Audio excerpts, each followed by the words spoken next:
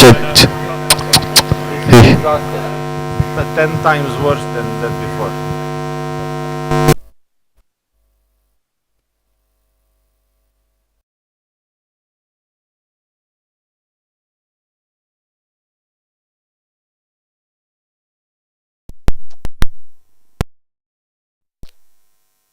Check. Two, two, two.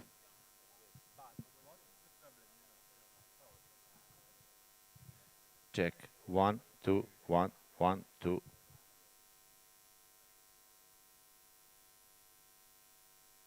Problem is following.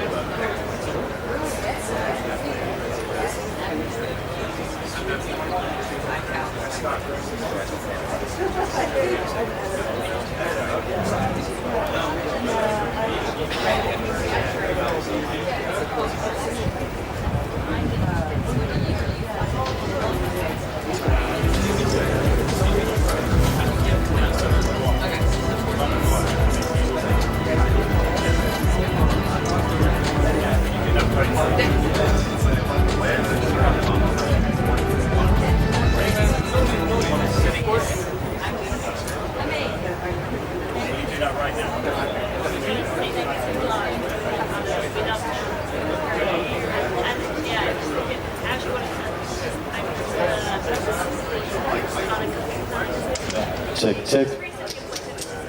Check 1, 2, 2, 2. Screen. 2, 2. 2, 2. 2, 2. Check 1, 2. 2, 2.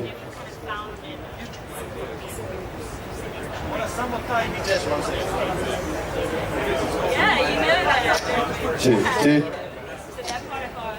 Two. Check 1, 2. 2, 2.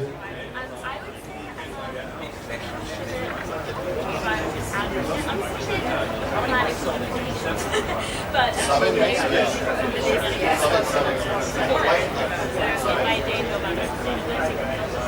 wear many hats, but this is one of my areas. Actually,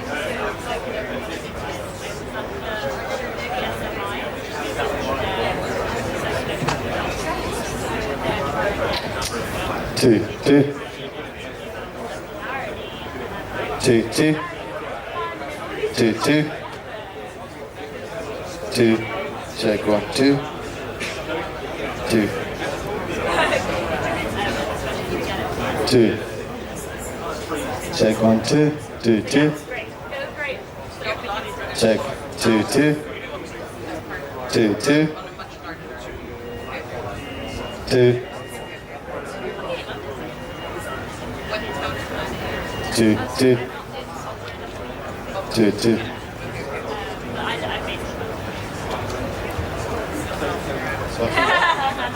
I actually grew up. Yeah, I think so. I think I will definitely put it on. Yeah, because I actually grew up.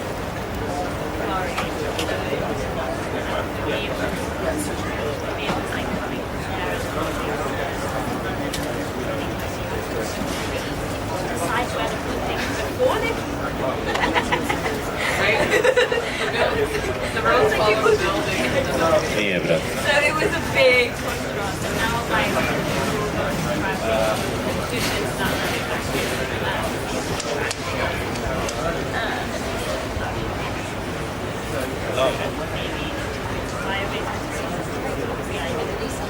do you have any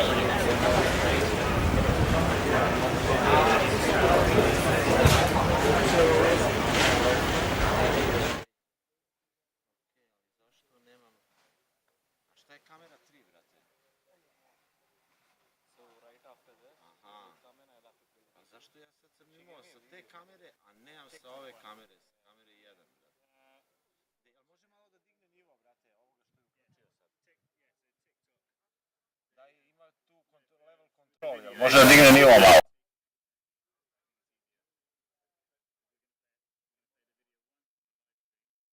So the video is going to play on too. To lutko. Check, check. Yes, this is good.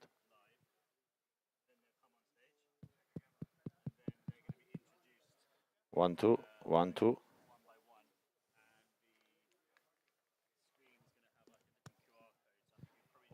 One, 2.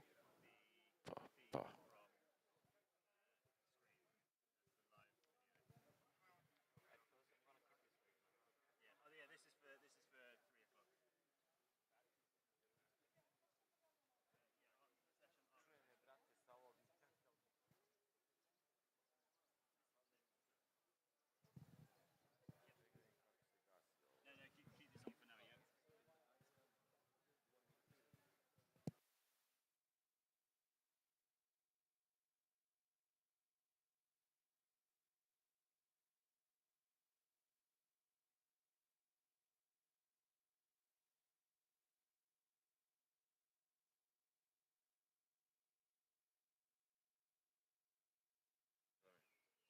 Sad me čuje, vjerovatno. Yes.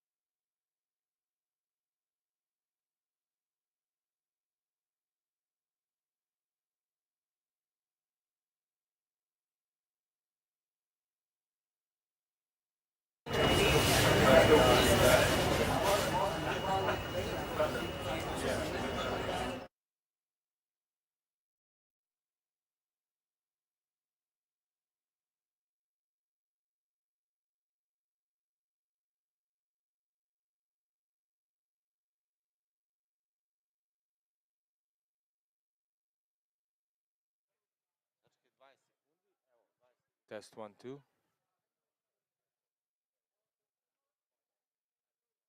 Check, check, check, check.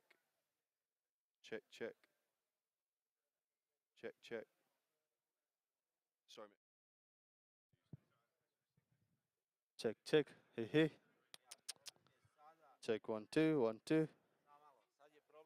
Check 1 2. Hey, hey. 2 2. Check 1 2 2 2. Check, check. Hey, hey.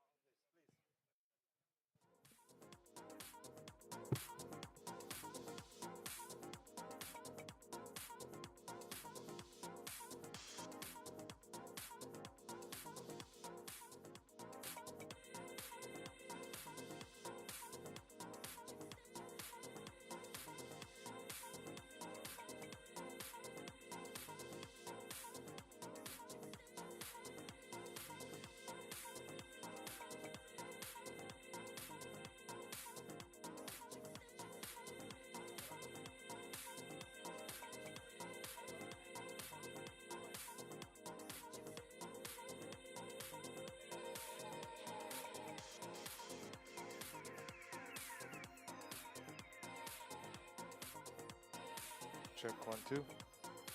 Check, check.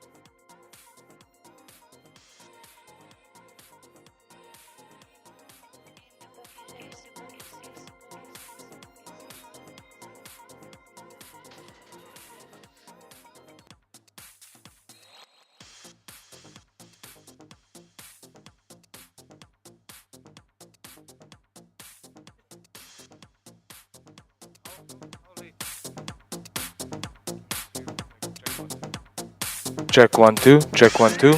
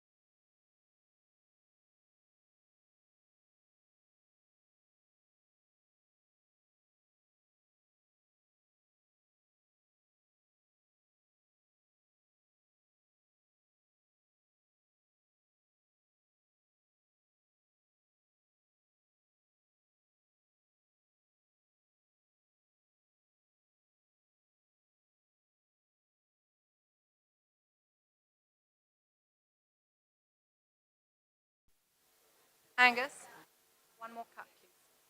One more cup.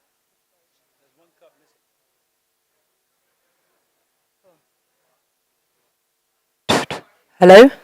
Right. Ladies and gentlemen, I think it's time to start again. Please take your seats.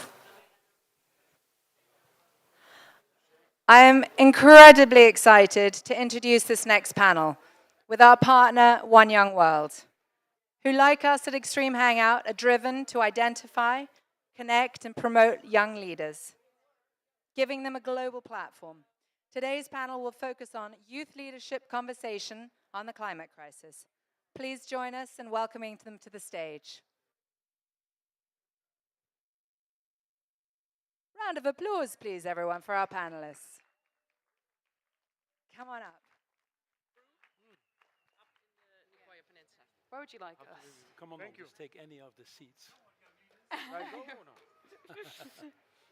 Alla gärna también. You hear me on this? Does it work? Yeah, this works. Let's mute the phone. Feels like about 40 degrees here, and don't envy the ones that are sitting in the sun. At least we have a little bit of shadow. But let me first start with thanking Extreme Hangout for organizing this, and especially Amber for doing this. We've always had the sessions in Extreme Hangout. I remember last year's session in Egypt, in Sharm el-Sheikh, and it's heavily followed on the online as well. So we're probably looking more at the cameras because we're speaking to people more online than the ones sitting here in the audience, but welcome everybody. I'm Paul Polman. I'm actually the chair of the One Young World Advisory Board, which is actually co-organizing this with Extreme Hangout. And One Young World is an organization, I don't probably need to explain that to you, that has now basically 10, 12,000 ambassadors around the world, an annual event where about 3,000 to 4,000 young people are coming. This year it was in Belfast, and an enormous amount of energy. It's very clear that young are changing the world. The op-ed you might have read that I just put out before the COP.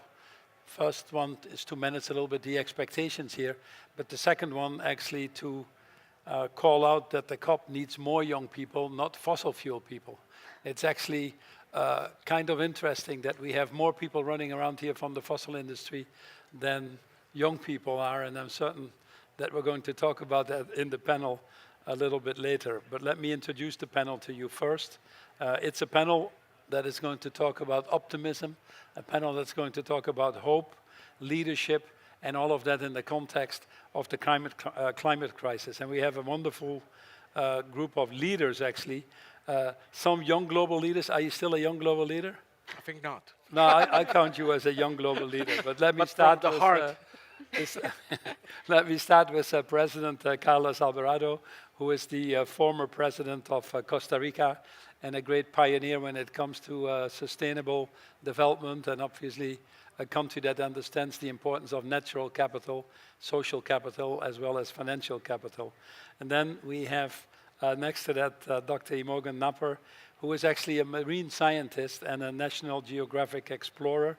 And I recommend you look at some of her work that's outright eye-opening, giving us a peek in parts of the world that we normally don't participate in, unfortunately, as much as we should. And then we have Fabio Friscia, who is actually working with UNICEF and has done tremendous work on adolescent development. He's there as a participation manager, and I was reading in my briefing notes, raised about $11 million in the last rounds, and we want to hear more about that. And then last but not least, Anna Stanley Raggiere, which is the Director of Climate Transparency at the World Business Council of Sustainable Development. But we already have the pleasure to know each other from our former employer for both of us, which was Unilever. So welcome to the panel, and thanks for being with us. As I mentioned, we're going to talk a little bit about leadership, what it means, and how we need to adapt our leadership style in light of the climate crisis. Can I start with you and then just go around the panel for a second? What does leadership mean to you, and especially when it gets to the climate crisis? Well, especially in terms of the climate crisis, I believe leadership has to do with courage and has to do with love, actually.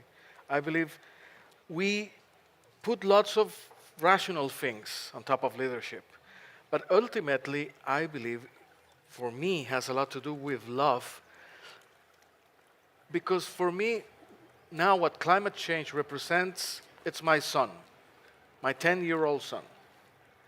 And it's what kind of a world is he going to be living in a couple of decades. And when I see all the indicators, I believe he's going to be living in a terrible world of extreme drought, extreme heat, climate migrations, decarbonization that can end up in more inequality globally. And I don't like that kind of world to inherit to him. And not only him, his generation. So courage out of love means doing the right thing, what it takes to avoid that world and create a new one, better one for him, for that generation. And we owe that to them. And we owe that to our ancestors as well. Yeah.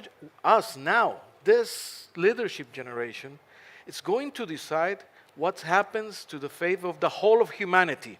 It's deciding not only for us who are here, it's deciding the fate of the history of humanity from when it started and what's going to happen afterwards. So it's a huge responsibility.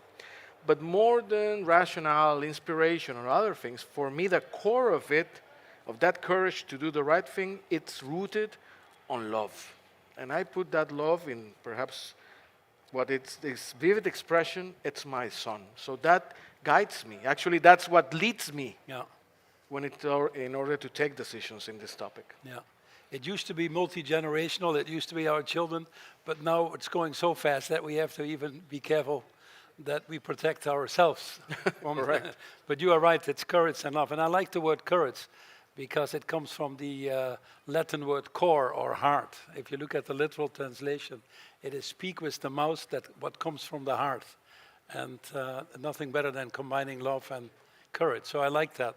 The Pope said this morning very well, he cannot be here because of health reasons, but he said to all of the delegates here that you don't want to be part of that generation that could do something, knew they had to do something, and ended up not doing it. So courage and heart is good. What does it mean to you, Imogen? So leadership for me, and I thought it was quite funny that you just said doing the right thing, because in the back of my ears I could hear a helicopter, and I find it quite bizarre that people are turning up to COP28 in a helicopter. So leadership to me is also doing the right thing. And it's also having a vision. I think this can be really complicated and messy and overwhelming, and it can often lack in a clear direction. But by having a leader that's got a clear vision and someone that you can look up to, even when you're going through the mud and it's really messy, can really help you in your direction and any dips. So for me, it's looking to someone that is going to remain positive and honest, and will get so many different voices, even if they don't necessarily agree with them, into a space so everyone can talk. Because it really just lowers the tone, there's less fighting, and we can just decide how we're going to go on this path together rather than separately. And do you think that the requirements for leadership are changing now in light of the burning climate crisis that we're facing? Definitely. There's more urgency for sure, but your leadership has to adapt and it has to change. Often when school children might hear the word leadership, their minds might take them to a very militant, strong-voiced, kind of almost angry person. But leadership can be so many different ways. It can be empathy, it can be love, it can be not being the loudest person in the room and giving people the space to talk. And depending on what space you're in, you need to adapt that. Thanks, I agree with that. Moving on to Fabio. You work a lot with young people. Tell us a little bit about that first, and where you've seen the change in their expectation for leaders. Absolutely. In line with what my predecessor just said, I like a lot the concept of love, and also I would like to add the concept of complexity. Like climate change is the most complex crisis that humanity has ever faced. So a leader is somebody who is able to do all the things that a normal leader has to do. You know, talk to the politicians, to the finance, to the legislators, to the population, of course. In addition to that, I would add three distinctive qualities. One, talk to mobilize young people. I don't think I need to elaborate on that. Young people are the best investment that can be done. They're going to be around for more than other people, and they are being just unfairly treated by their destiny so far. And an important element I would like to add to love is to help humanity redress itself. Humanity has lost touch with nature. We had beautiful animist religions until a few centuries ago. And then we started stop worshipping the sun, the ocean, the river. And those things, I think, are something that could, hook us back to reestablish a relationship with the natural capital and not with the financial capital. And then the last element I would like to add about leadership is linking to the fact that it's such a complex crisis, is that we should look at diffused leadership. So not one leader, but a million of leaders all connected with each other, hopefully young, and who of course are able to mobilize people, but like every single person has to be in their own domain, in the whole constituency. Might be from his brothers and sisters up to an entire population, a leader. We cannot afford anything less than that. Yeah, it's a team sport. We're all in this together. So often we're being taught in business to be competitive leaders, and what you're advocating for is to learn to become cooperative leaders. That's a tough challenge. Yeah. I always say that true leadership only starts when you realize that by putting yourself to the service of others, you're actually better off yourself as well. That's a difficult moment for us to get to, but that's what you encapsulate so well. Anna, you've seen a lot of different leaders. Yes, I do. And it's very difficult. Do we have the right one? No, I mean, I was going to say, I'm not sure I like the word leadership, because it sort of implies that there's some people who can do something and some people who are sort of just following and are not able to make that difference. So a little bit to what you were saying, each and every one of us have our role to play in a different way. Now, I have the privilege to work with business, and I say it's a privilege because it means I can challenge them and I can tell them, you're not doing good enough, you have to do better. And I see that as my role, to hold them to account, but to also find ways for them to actually become better at what they're doing and to fix some of the systemic issues, quite frankly, which are also putting shackles on some of the leaders today. But I think it doesn't matter where you are in your career, what you work on, where you live, or how old you are. Every one of us has a role to play, and every one of us has their own little bit to do to change things ever so slightly. So very much aligned with what you were saying around leadership.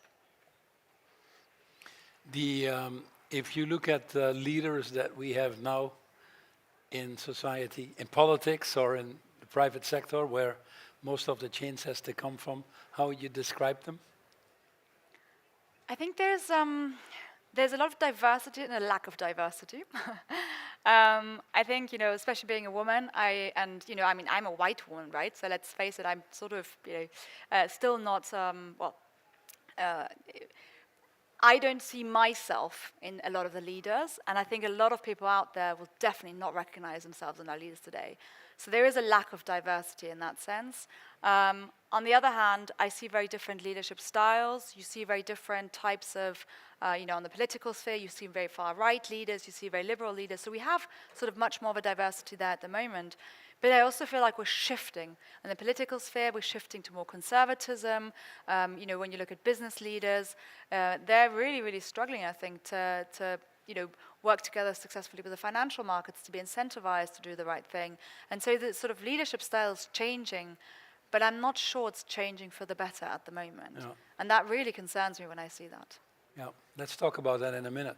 It's interesting that what you're saying. We did a study of 8,000 young people. It was one of my foundations, and just to see how they felt about the leadership in their companies, because we're touching a very important topic, but I believe the biggest catalyzer for change is going to come from people working in their companies themselves to say, do I want to work here or do I want to be part of this? And companies in the broadest sense. Do I want to be part of this or not? And what we found was that 30% of people had consciously quit a company because they lost the trust in the leadership, in the say-do gap. Say a lot of things, do very little, you know. A lot of cowboys, no cattle, as some people put it in the survey. But what was more frightening coming out of this, which I tell all the CEOs, 2/3 of the people are considering leaving the company because they don't think the targets are ambitious enough. They don't think there is enough involvement or communication of what is going on, and they don't think it's aligned with their purpose. So we call it the ticking time bomb. So how do we change that? Let's just go to more of a solution space in light of the climate crisis. What is surprising to me since COVID, actually, that there was a clear bifurcation in business models. The ones that were running it multi-stakeholder, longer term, purpose-driven, tended to do better than the ones that were short-term focused on the shareholder, myopically on the quarters. But we saw for the first time, I believe also, that bifurcation in leadership. What you talked about, level of empathy, compassion, purpose-driven, embracing partnership, thinking multi-generational, and having your 10-year-old in front of you. So the question really is, when we talk about climate change, how can we excite people for this new role of leadership? And how do we move from, Houston, we have a problem that might fright or freeze or fight, have reactions. How do we move in proactive development of ourselves individually and collectively towards the leadership? What is needed to get there? Who wants to kick that off? You want to kick it off? And then we'll do Carlos next. So I'd say I completely get where you're coming from, and I agree that everyone's a leader, and it depends who you are, where you are in your life, and I have some research that actually shows that.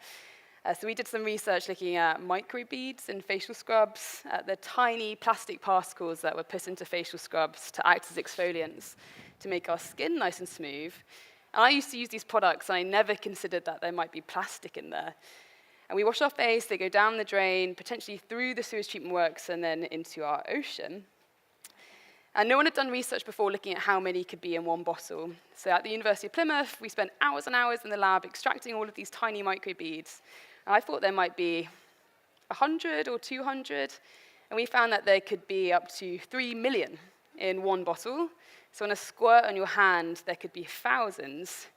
But this research showed me how research can be a powerful voice and a driver for change, and giving information to everyone so that they can be their own leaders, especially in the ocean space.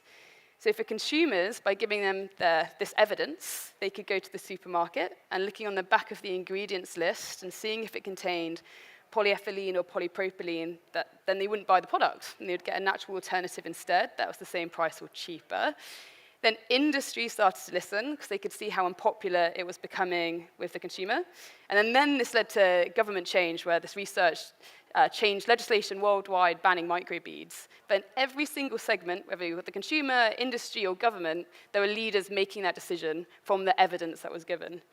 So I think you've got to be ambitious and bold and listen to everyone and see what is the right thing to do. And you're putting your finger on a very important thing, at least I found, and I'll turn to Carlos for more wisdom, that to drive that change doesn't need many people, it just needs the right people to get to a tipping point. I always thought, well, we need to convince everybody, but if you have 5-10%, then you can create a snowball effect, and that's clearly what you did with microbeads. Carlos, you've been in much more challenging situations in politics. So how do you manage in that environment the realism that you have to deal with and the optimism that we need to get people to galvanize for change? When we talk about this, usually it turns very bleak. So I do believe that the word hope and optimism in this panel is good, because there is actually hope. If you think about it, Paris Agreement was 2015. It's not been a decade. And since things have changed, In the case of Costa Rica, we launched the first decarbonization plan in the world, 2019. Back then, there were no decarbonization plans. Today, if you think about it, 2023, we have things like the Inflation Reduction Act, industrial policy to move things, the European Green Deal. So if you look at it in that direction, there is momentum and there's capacity to change things. That demonstrates change is possible, and that requires leadership. On the other hand, when you look to the discussion of, which I believe is the big elephant in one room over there, about phasing out fossil fuels, we're not moving fast enough. And thinking about the world of business, and I say this because I said it on an informal gathering before the COP at Glasgow with other leaders. If you look at the scorecards of the world, of us phasing out fossil fuels and temperature in the planet, then humanity will have to sack all of the leaders because we are not delivering results. Yeah. If that was, instead of presidents, prime ministers, was a room of CEOs, there will be sack because nobody is hitting on the target. Yeah. So, change is possible, but leadership to achieve it is necessary. And I want to that connect to the point that Fabio made.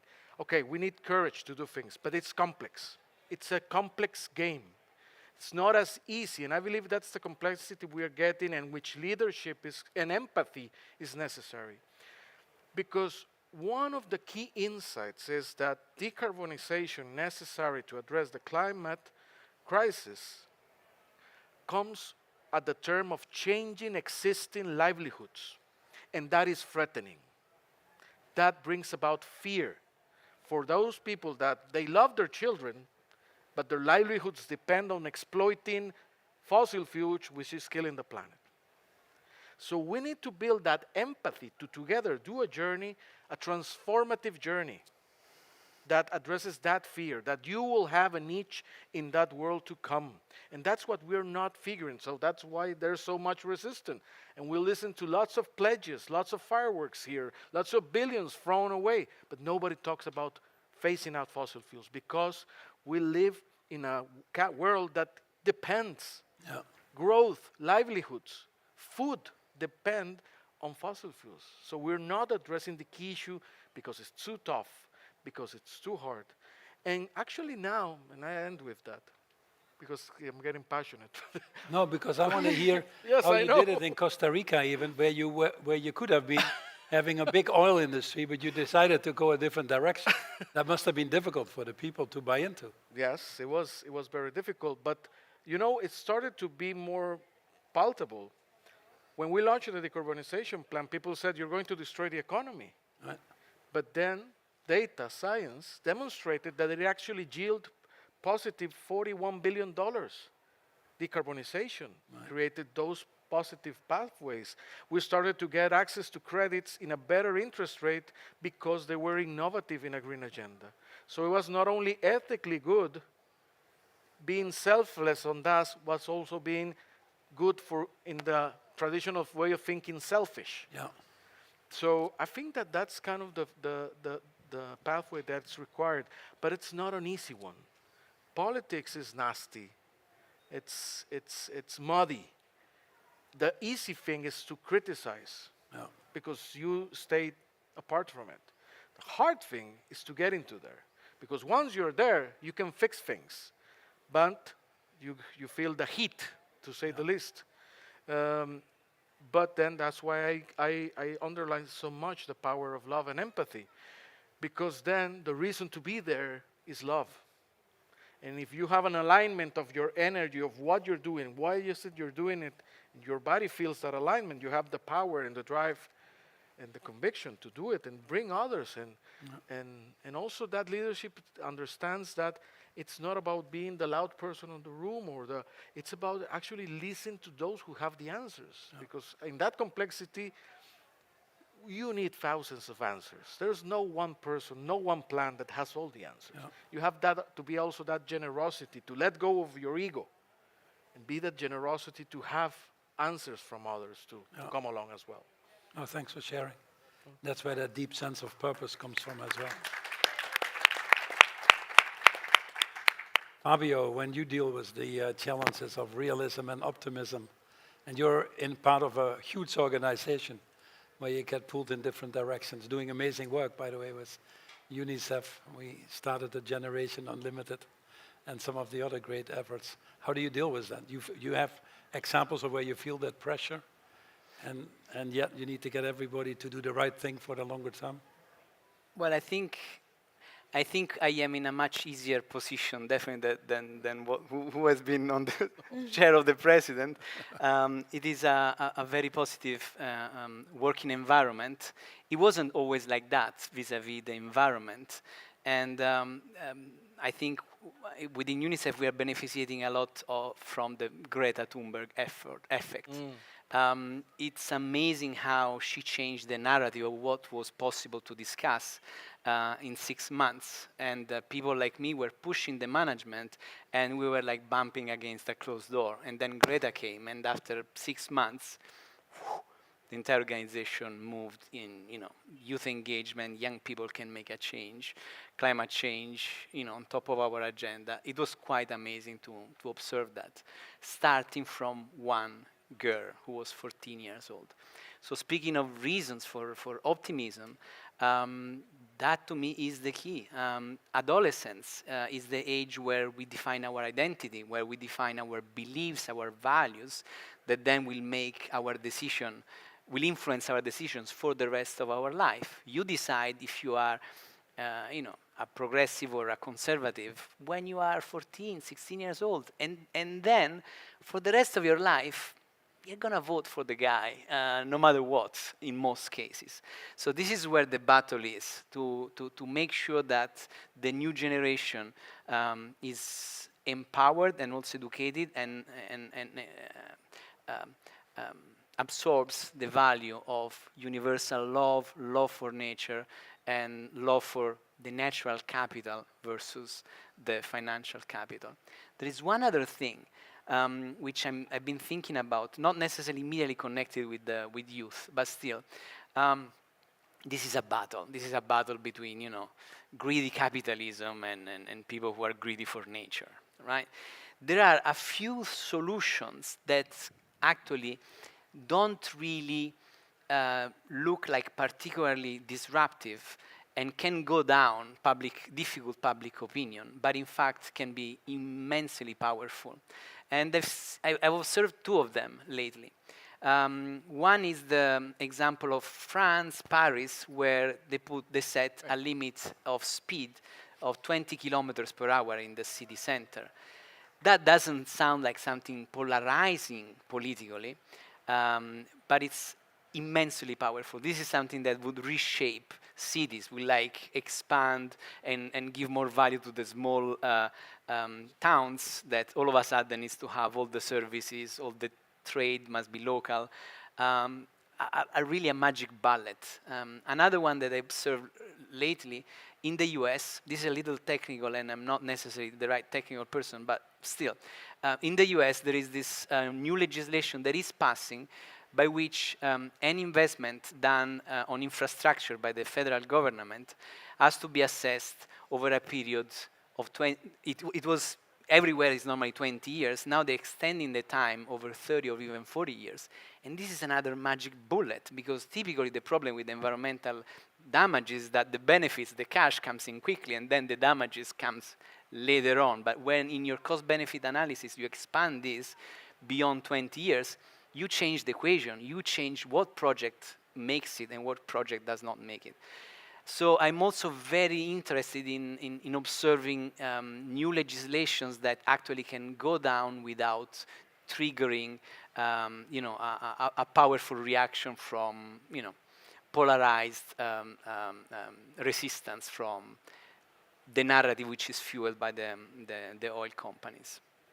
I want to go to young people themselves, because anytime we meet them and are fortunate to meet them, they want to know, what do I need to do? Or what tips can you give me in 2 seconds that would change my life? And that's obviously. Oh my God, you're asking a lot.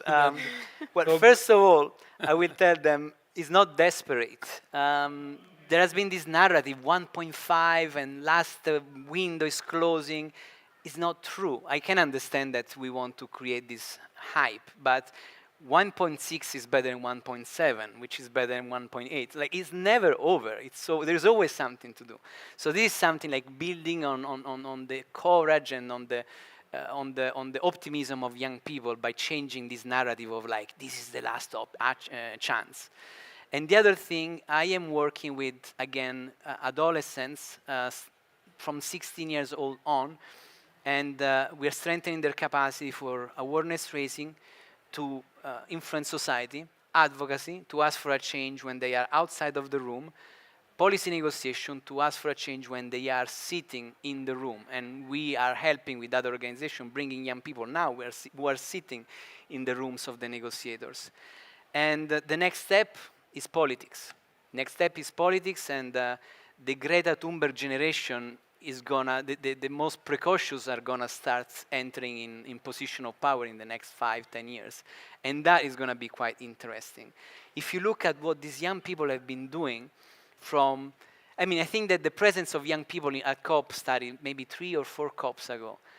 But the quality of their contribution has been grown in a very impressive way. So before it was like, you know, we want to participate. Then it was like, we want to participate meaningfully. And now they're like, you know, reading at the policy documents and like arguing, you know, word by word. This is what we do, getting very technical, very, very clever at leveraging, you know, all the different options that they have. So if they did what they did in 4 years, I'm going to be very, very curious to see when these people are going to start getting elected as, you know, local, national, prime ministers, presidents in 5 or 10 years. We certainly look forward to that. And having a gender balance makes a big difference. Yeah. Anna, what was your moment that you felt you had to change your leadership style to be more effective? I think when I started the job that I currently do, I was reflecting a lot about how I can have impact, and you know, sort of that tension between working with business that we all know are part of the problem. You know, you sort of highlighted some of the things that are going on there, but also understanding what I can bring in my experience and what I've learned and what I'm good at, quite frankly. And I like bringing people together. I like creating collaboration. I like asking the hard questions, and I also really like, you know, talking about the positive examples of what actually is being done and trying to create more incentivization to do good. So I think for me, that was sort of a pivotal moment, understanding that leadership is also recognizing who you are and how you fit into the whole sort of ecosystem, and how can you make your change? Like I said at the beginning, what role can you play? And you know, sometimes we go places and say, you know, you have fossil fuel companies in your organization and you work with them, and you know, how do you feel about it? How do you deal with that? And like I said, I think it's really about understanding the change that you can affect and how you can just push the boat out a little bit more. And I think that incentivization, it doesn't exist, or it doesn't exist as it needs to exist today. The financial markets are not incentivizing green growth enough, and that's making it very hard, actually. You know, we are in a capitalist system, let's be honest, and it's very hard for companies to shift how they're working and how they're doing things if, you know, profits get wiped off the balance sheet and they're going to be bought by another fossil fuel company, or they're actually going to end up going under. So there's sort of like a misalignment of incentives.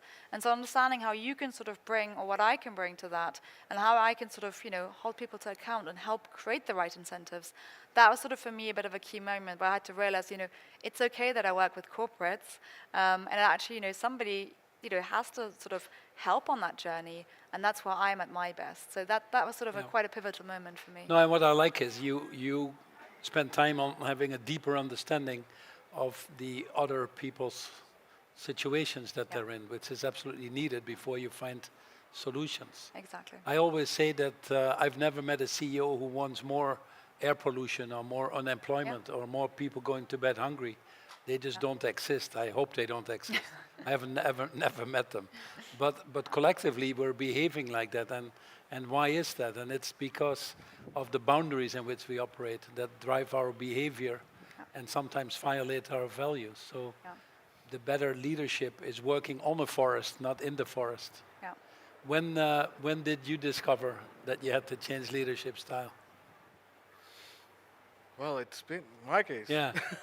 And then I'll ask him. It's been a process of self-discovery. I think that perhaps the key insight, and I connect with what Anna said, was that I didn't need it to be somebody else than myself in order to exercise that leadership and to see how my skills fit into a goal, but also understanding my own limitations then and bringing people that way complement that. And when you understand that in a humble way, you end up bringing lots of people also to enable things to happen. But I believe that was the key in that. And I'll just, if I may, Paul, say something briefly to connect with what Anna said. I believe that's one key insight.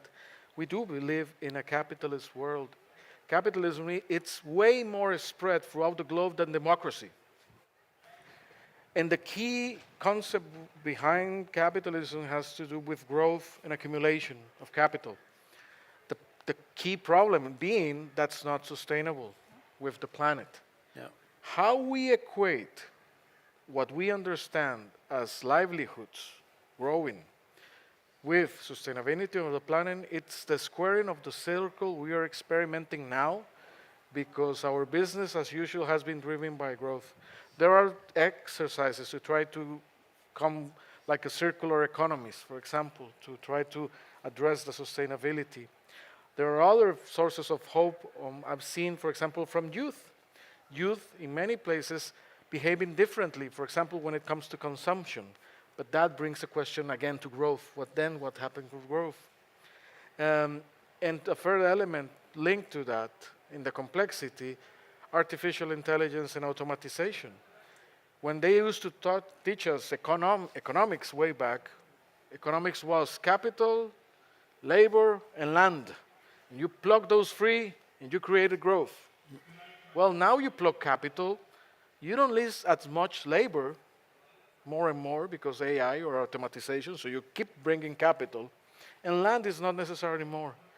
But that is a model that also can drive inequality. It's not based on labor. Yeah. That, I think we need to embrace more openly a discussion and a conversation on that.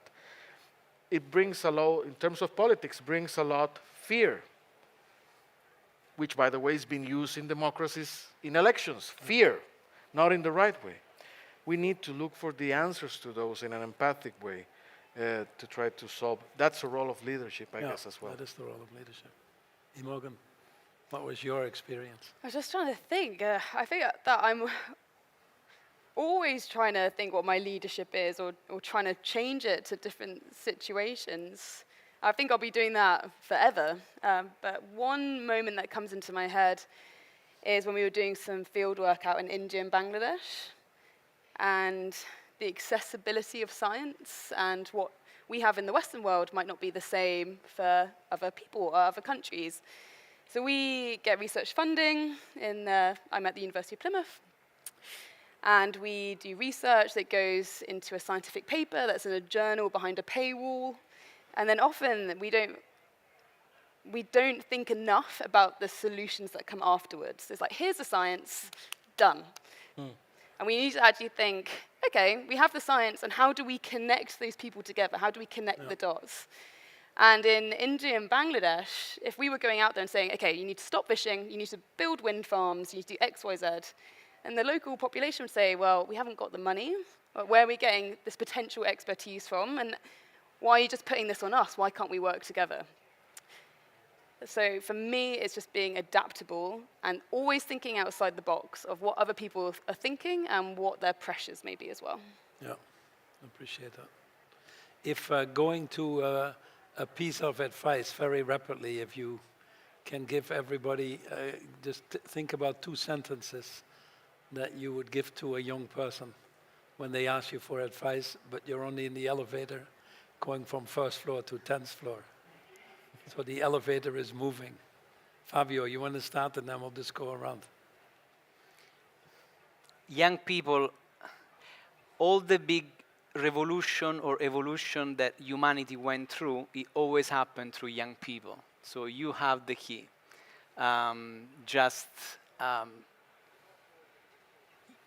young people tend not to have an idea of how much power and potential they have. They feel intimidated. But history actually gave, demonstration that they have the key. So this is my encouragement on a quick elevator. Good. I think I made this point quite clearly. For me, it's really about understanding the role that you can have, the role that you can play in the system, but also we sort of we've been sort of speaking about some of the things which are wrong, I guess, in the system. Also recognizing what some of the things are which are going well in the system, and celebrating those successes on every level of the leadership. So those, I think, are the two things that I would say: know who you are and how you can contribute, and celebrate and acknowledge where progress is being made. I would say it can be a very competitive world out there, whether it's for making money or politics or for other reasons, but there's plenty of seats for everyone at the table. So we need to press the elevator buttons for other people to get to the table, not just ourselves. Good. Get them first in the elevator. Yeah. Give them a push. And then push. I agree. Carlos. If I was in the elevator and there was not enough time, I will advise love and do good. That will be it. Love and do good. And why? Because the world is not going to destroy itself out of love. On the contrary, it's love what is going to save it. What's going to destroy the world is greed, fear, ignorance, and selfishness. But when you put love and love to the others, and I sometimes think that the love I devote, for example, to my son is the best way I can love myself. So as a reflection. So there is a great answer. The planet is not going to destroy itself out of love. On the contrary, it's love what's going to save it. Yeah. And then that shows what do good means. Shows the way. In my experience, the way of love, usually, it's the hardest way, not the easy one. The way of love, usually, it's the one of the hard decisions. But it also gives the inspiration and the strength to walk that way.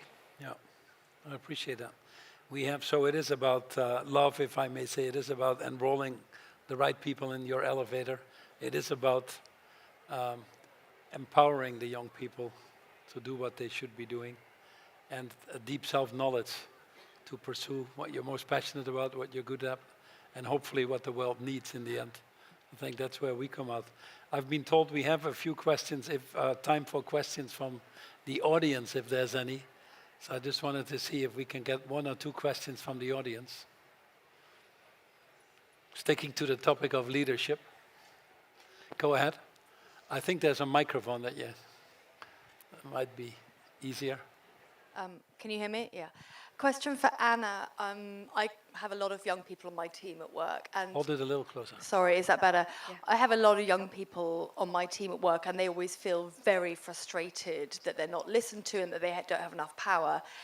And I think they need a lot more articulation about identifying what they can do and how to celebrate those successes, but also knowing their place. Could you be more specific for any young people watching out there today, like within an organization and outside of that, within their own communities, what's like 3 target actions they could do if they want to see change in their company they work at or else outside?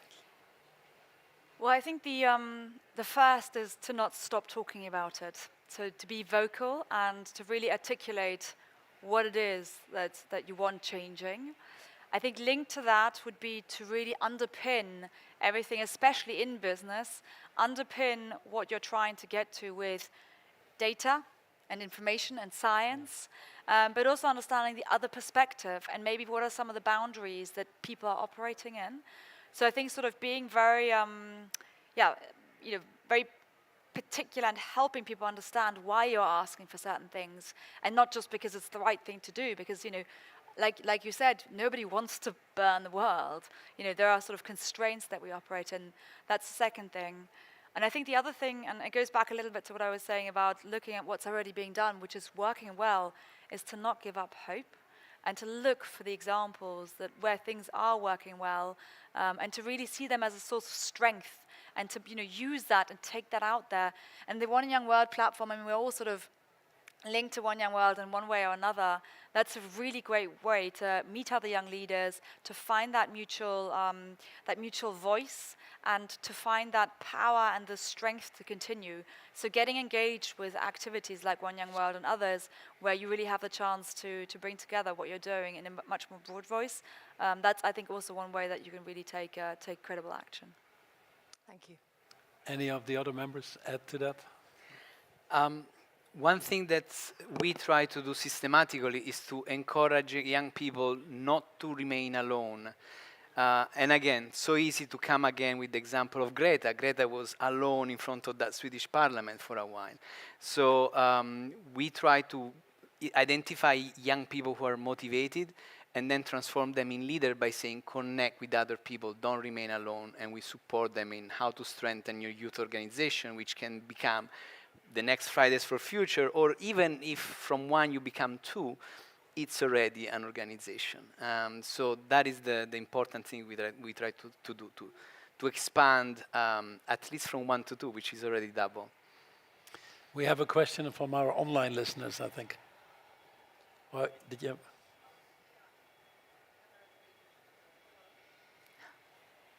Hello? Okay. Yeah, Good. works.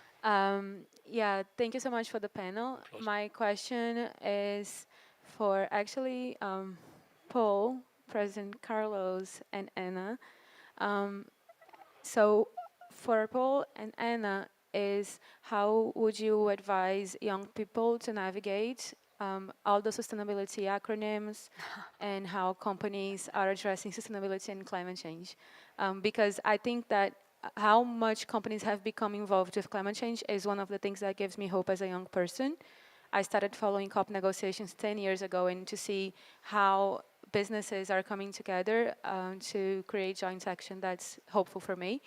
And then to President Carlos Alvarado, after being in politics for so many years and after being the president, how do you keep your voice so fresh and still so full of love? So it's more of a personal question, actually. But yeah, thank you so much. How keep your voice so young and fresh, besides love and your 10-year-old? What do you add to that? Thanks for asking. Well, I don't know. To tell the truth. Give us the name of the toothpaste. No, you know what? I am a firm believer that we all have a role to play. And we overestimate a lot the roles, the name of the roles. We love the names of presidents and prime ministers and CEOs, and we love those because they are associated with power. But on the other hand of that is service. And service is not about power. Service is about being humble. It's if you are of service, you're the first one to have to be at service. And the more service you provide, the less somehow free you are because you are attached to others. So I was very, perhaps of my own upbringing of my parents, they emphasized that a lot on me, like that I see service on that and keeping my feet on the ground and not thinking, But I do believe everybody from their role of influence have a role to play.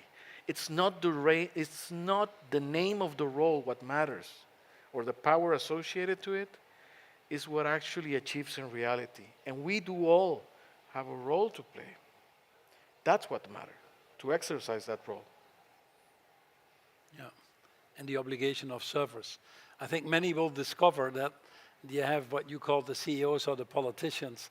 You have board or formal authority, but ultimately, if you want to move things in the right direction, you need moral authority, and that's far more difficult. And that's probably why we have a deficit of moral leaders. I always say very simply, I was born in the Netherlands a long time ago, but I was fortunate enough to have food at home, so I wasn't stunted like 160 million people. I was fortunate enough to have a bathroom at home, so I didn't have to deal with the issues of open defecation like 1.5 billion people. I was fortunate enough to have education from the Dutch government. 240 million people don't have education. I wouldn't be sitting here if that wasn't provided free. So I always say to people, I won the lottery ticket of life, and I didn't do anything for it, frankly. And that's unfortunately not the case for the 95% of the people that live in the world. So if you're lucky enough to have won that ticket, then I always felt it's your duty or obligation to put yourself to the service of others. And I think that's, what drives us ultimately into hopefully doing the right thing. We'll conclude this wonderful panel. Anna, thanks. Thanks for all of you, in fact, Carlos, Imogen, and then obviously Fabio, for actively sharing your knowledge, being open with your hearts, and generosity with your time, and hopefully of some use to the many young people here and listening in today. Thanks for your time, everybody, and see you soon. Thank you. Thank you, Paul. Thank you. That was really nice.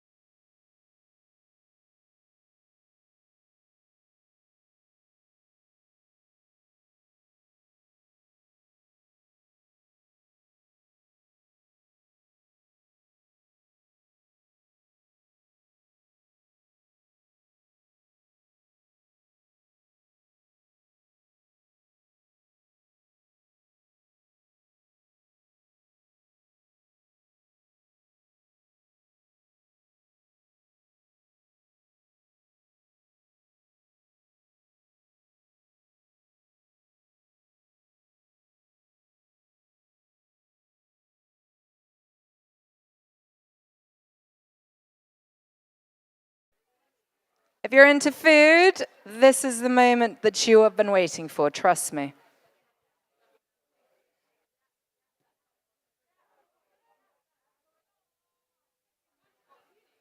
And if you're into social media and content creation, this is for you.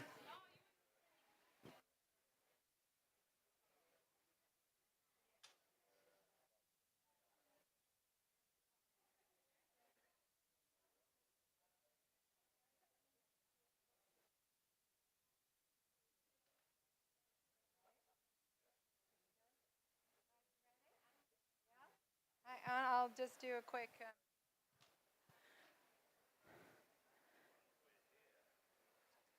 So I'm now delighted to introduce our next storyteller session with Henry Firth and Ian Thiesby, chefs and owners of Bosch, and the godfathers of the modern-day plant-based foods.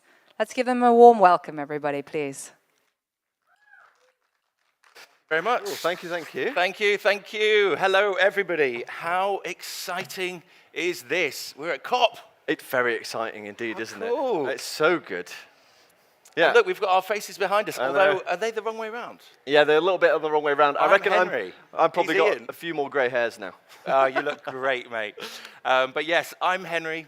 He's Ian. We're Bosch. We cook on videos. We cook on social media. We write cookbooks. Everything is plant-based. And in fact, we're the world's best-selling plant-based authors. We're delighted to be here, and we're delighted to talk about our perspective on food and why plant-based is the greatest option to choose on any menu. Now, growing up, we really never imagined that our love for food would intertwine with a mission to combat climate change. Isn't that right? Absolutely. Yeah. We just thought we would be, mates, knowing each other. We did end up living together, which was kind of weird, but we never thought we would be eating plant-based food. We never thought we'd be going down that journey. It's a real surprise to find ourselves here at COP28 talking to you all about how to make the world a better place through food. Right, do you know what? There's an alarming fact. Yes. Right? The alarming fact is quite simple. Animal agriculture contributes about 15 to 20% of the world's carbon footprint. Shocking statistic, and one that the world didn't really know 7 years ago. This was new information to us when we discovered it. In fact, it takes 1,000 liters of water to make a liter of milk. Locally sourced steak has 20 times the carbon footprint of an avocado that's been shipped across the world. What we eat matters very much from a climate perspective. Much more than the travel that food has been through, the choices we make are essential in determining our personal carbon footprint. The best information from the biggest study ever done on food, it was an Oxford University study done by Joseph Poor, shows us that all plant-based foods have lower carbon footprints than all animal-based foods. Now, our eyes have been truly opened here at COP on the global scale of climate change, right? We've learned, discussed, and we now understand just how intricately climate goals are tied to the essential challenges of accelerating global development. It's not just about fixing climate change for the global north, it's also about thinking about developing nations where poverty is rife, where poverty still exists. How can they be thinking about carbon footprints when it's hard enough just to get enough food to eat? We now, thanks to COP, understand the global difficulties, and the most striking revelation for us is that the most severe impacts of climate change are going to be shouldered by the poorest nations. Now, countries like Kiribati are facing existential threats, while regions like Bangladesh grapple with devastating floods. It's a harsh inequality that these communities will suffer the most, yet contribute the least to the problem. And this inequality is a huge part of the reason that for us setting up Bosch. The decision that we took 7 years ago to eat plant-based wasn't just a dietary choice. It was a moral imperative. When we learned that a plant-based diet could significantly reduce our carbon footprint, it was a no-brainer. Ian was first. He told me he was going to go vegan. I thought that was absolute madness. But after learning about just how good eating plants is for the planet, I followed him quite quickly. For example, did you know that the food carbon footprint of a plant-based meal is a quarter of that of a meat-based meal? That's a shocking statistic. If you want to immediately cut 25% off the carbon footprint of any meal, switch it to plant-based. And if you're eating a veggie meal, it's about half. So you can make such an impact day by day by just eating plant-based meals. Now, the beauty of eating plant-based lies in its simplicity and its accessibility. Now, unlike major investments like electric cars or solar panels, transitioning to a more plant-based diet requires really hardly any work whatsoever. And what's more, it's super duper tasty. Yeah, if you think, we were at Electric Car Festival fully charged live just last weekend, celebrating electric energy. We were hosts of the Zero Carbon Kitchen, and it's so exciting getting enthused by thinking about, let's have solar panels all over our houses and, you know, take this energy in and sell it back to the grid. But it's such an expensive financial outlay. But also flying, for example. Many of us have flown here, and flying is a difficult choice as far as your carbon footprint is concerned. Obviously, travel is a good thing, and going on holiday is important. But we all have to decide how we can cut carbon out of our lives. And if you choose not to fly, you are cutting off quite a benefit, really, quite a positive thing. Exactly. You're really losing out by doing that. Obviously, it's a fantastic thing if you can make that choice. But eating plant-based is so easy. There's really no is. difficulty, there's no on-ramp, there's no financial outlay. It's something we can do every single meal, or just one meal a day, or one meal a week, and make a huge impact. And what's more, in the last 7 years, the plant-based food landscape has transformed dramatically. Now, what was once a really niche market is now a burgeoning industry. And plant-based options are not just readily available, they're at the forefront of culinary innovation, challenging the norms of taste, health, and sustainability. Think about this for a moment, right? It's grown crazily over the last 10 years. The UK, which is a real leader in plant-based and vegan innovation right now, the market was valued at a staggering £600 million in 2021. Globally, we're looking at a plant-based market that's going to reach 74 billion by 2027. That's growth of nearly 10x in a decade. This industry is continuing to grow. 10% combined annual growth rate year on year is looking likely. These aren't just numbers. They're a testament to a shift in consumer preferences, an awakening, if you will, to the benefits of plant-based eating. But really, it's not just about the environmental impact, right? Plant-based foods are, on average, way healthier than their animal-based counterparts. And what's more, they are lower in saturated fats, higher in fiber, and devoid of the antibiotics or growth hormones often found in animal products such as beef and pork and lamb and chicken. A plant-based meal isn't really just a dietary choice. It's, in fact, a way of eating that embraces health and sustainability. Which is a fantastic thing to do. Now, we just want to touch on our story a little bit. In case you don't know, we've been mates for 20-odd years. We were from Sheffield in the north of England, and we now work together. We lived together for the first 5 years of setting up Bosch, which was intense. 8 years ago, our plant-based journey began in our kitchen. We were experimenting with flavors and ingredients that honored our palates and the planet. And this personal quest quickly turned into a mission, which led to the birth of our video channel and our cookbooks, Bosch. And today, Bosch is more than just a brand. In fact, it's a movement, isn't it? Yeah, absolutely. With over 1,000 plant-based recipes on our website, all accessible completely for free, we're breaking down the barriers to plant-based cooking. Our cookbooks are now printed in 8 languages and available in 64 countries. We've had 1 million sales, and further to testament to our growing global appetite for plant-based cuisine. And not just that, we make videos day in, day out. You can find them at bosch.tv, and 3 billion people have viewed our videos. So we would like to say we've played some small part, some might say a large part, but we're not going to say that, to the growth of this massive industry and to the explosion in plant-based. Now, in the UK, our range of food products, which we launched 2 years ago, also brings flavors and products and solutions to everyday life. And we're really excited to be here in Dubai, seeing all the amazing things that are happening here at COP, how, you know, the whole world is really thinking about sustainability, and we'd love to explore how Bosch could come to exist out here, because, you know, our mission is global, it is worldwide, and it's something we must do in order to save the planet. Now, there's an awful lot of positivity around the plant-based food industry, but despite its rapid growth, the industry has got quite a fair few challenges, actually.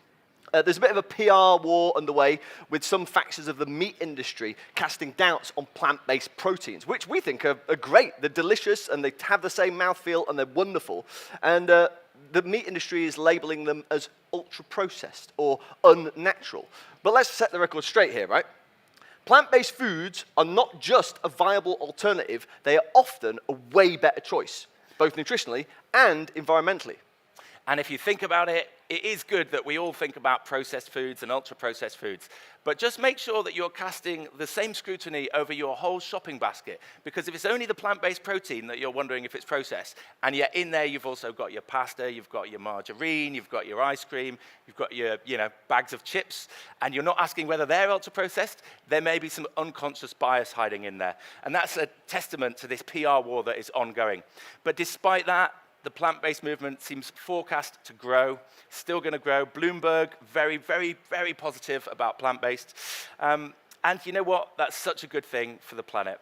Now, at Bosch, sustainability is at the core of everything that we do. We are on the cusp of becoming a certified B Corp, which we're very excited about. It's taken us about 14 months to get to this point, very slow, but we're nearly there, which is great. And we have a 2030 net zero target, which we're very confident we can achieve. We're relentless in our pursuit of recyclable packaging and reducing plastic use. Also, we've got a new product range which is not only good for the planet and is not only tasty, but it's also got health benefits as well, which is a true embodiment of our philosophy to blend taste with health and eco-consciousness. And with our new range, we are looking to do something very exciting. We're not going in at small little restaurants and small little stores. We're going into big supermarkets and big chains. So that will have a really big influence in the way that people eat in the UK. And hopefully we'll be able to bring this here to Dubai and elsewhere as well. Now, sorry, after you. Addressing misconceptions isn't just about defending plant-based foods. It's about educating and informing. We're up against decades of established consumption norms. The tide, though, is turning. More and more people now are recognizing the health properties of plant-based foods, which is wonderful.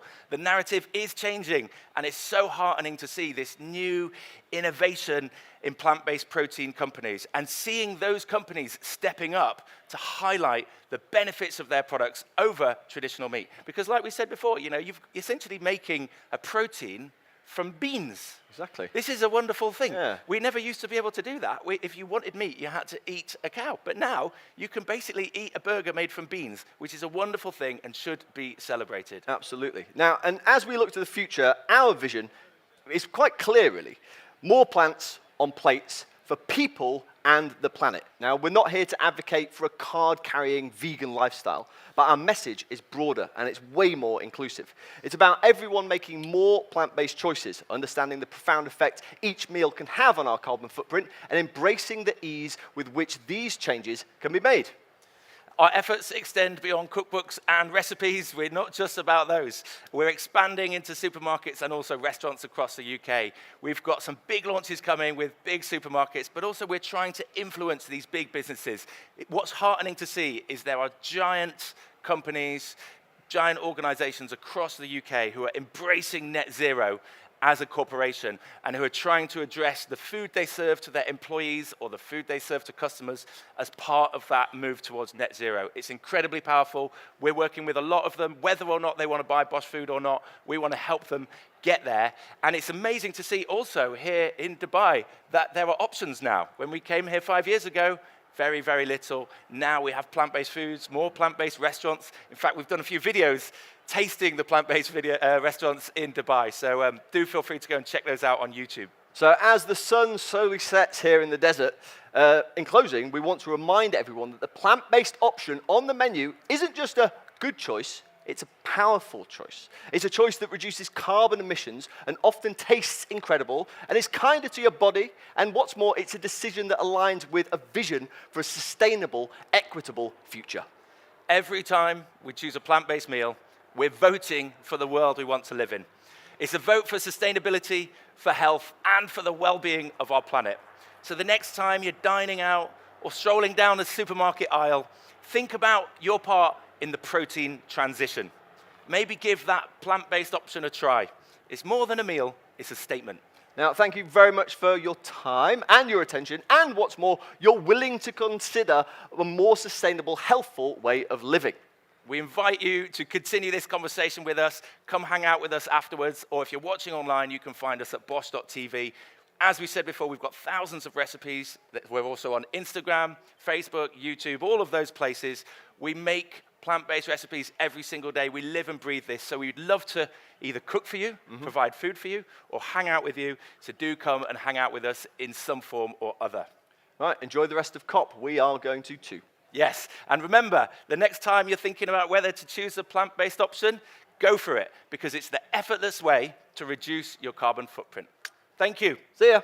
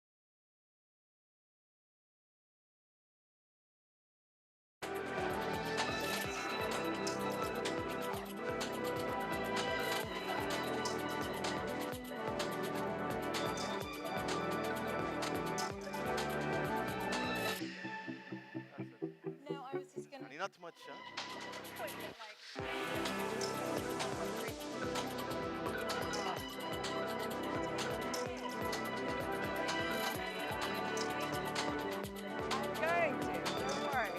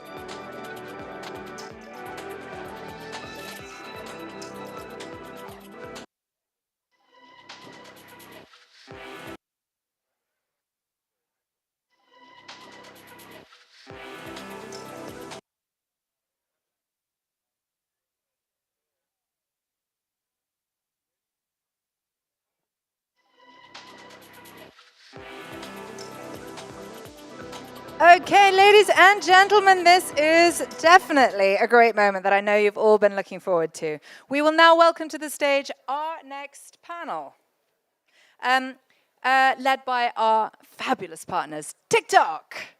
This panel will introduce to you 5 incredible TikTok creators from around the world who will be sharing their perspectives of building captive audiences and their learnings of how to authentically incorporate sustainability into their content. Ladies and gentlemen, without further ado, please put your hands together and welcome up our TikTokers.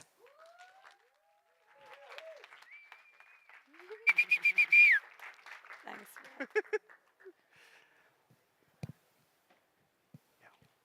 I think introduce us properly after. Let's go for it. I'm here. This is my place. Hey. Hello. Is this working? Hello. Yeah?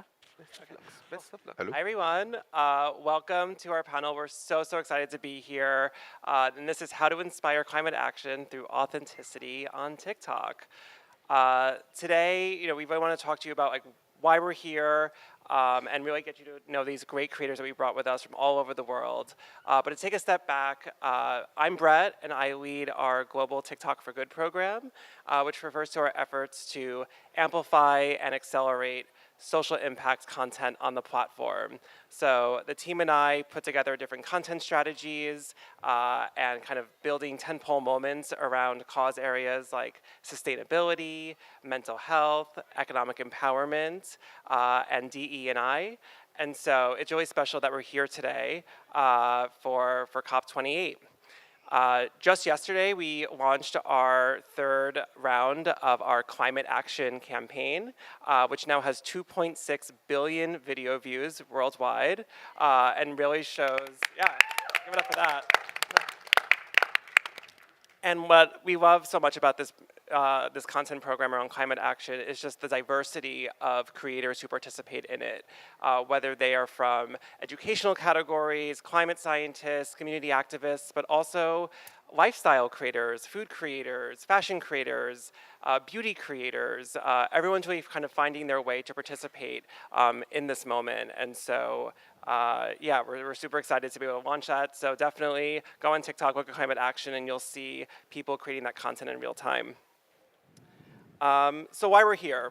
Today we really want to talk to you about why and how to use TikTok to really grow your audience and to make connections with people from all around the world, to discuss sustainability, to discuss climate action, and to really show you that it's not that scary to be a part of our community. And we're going to hear from these great creators who are going to tell you about their experiences and how they built community.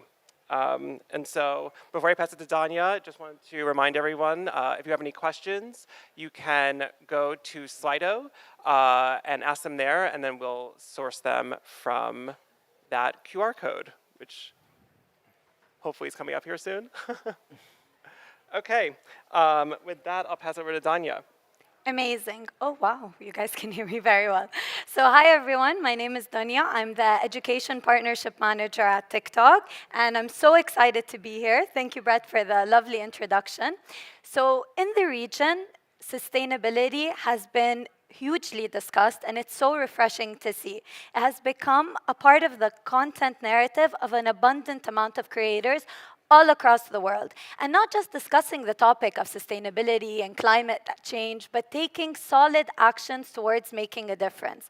And in the MENA region specifically, on TikTok, we fostered a community under #ClimateAction and #LearnOnTikTok, which is something where creators have come together calling for change.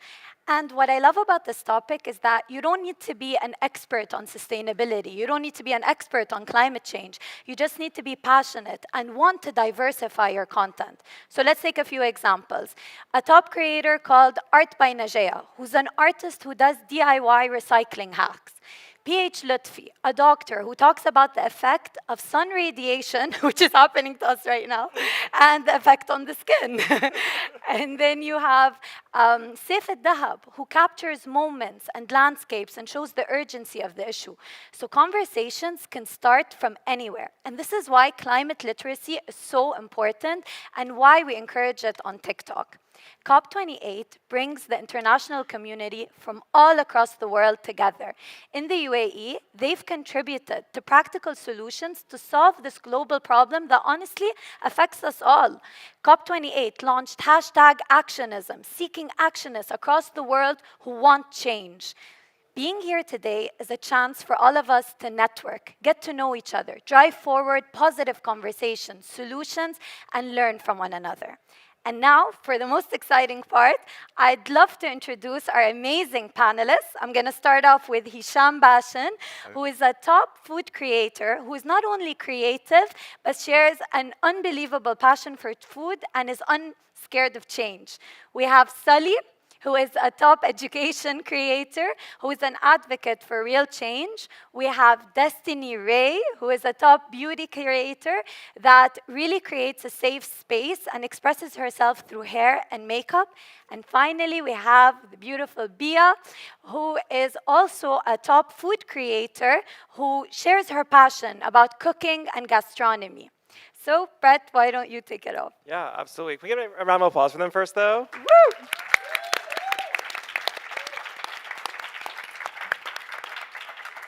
Okay, so the first question I have for everyone, we can just kind of go down the line. Hisham, you can start.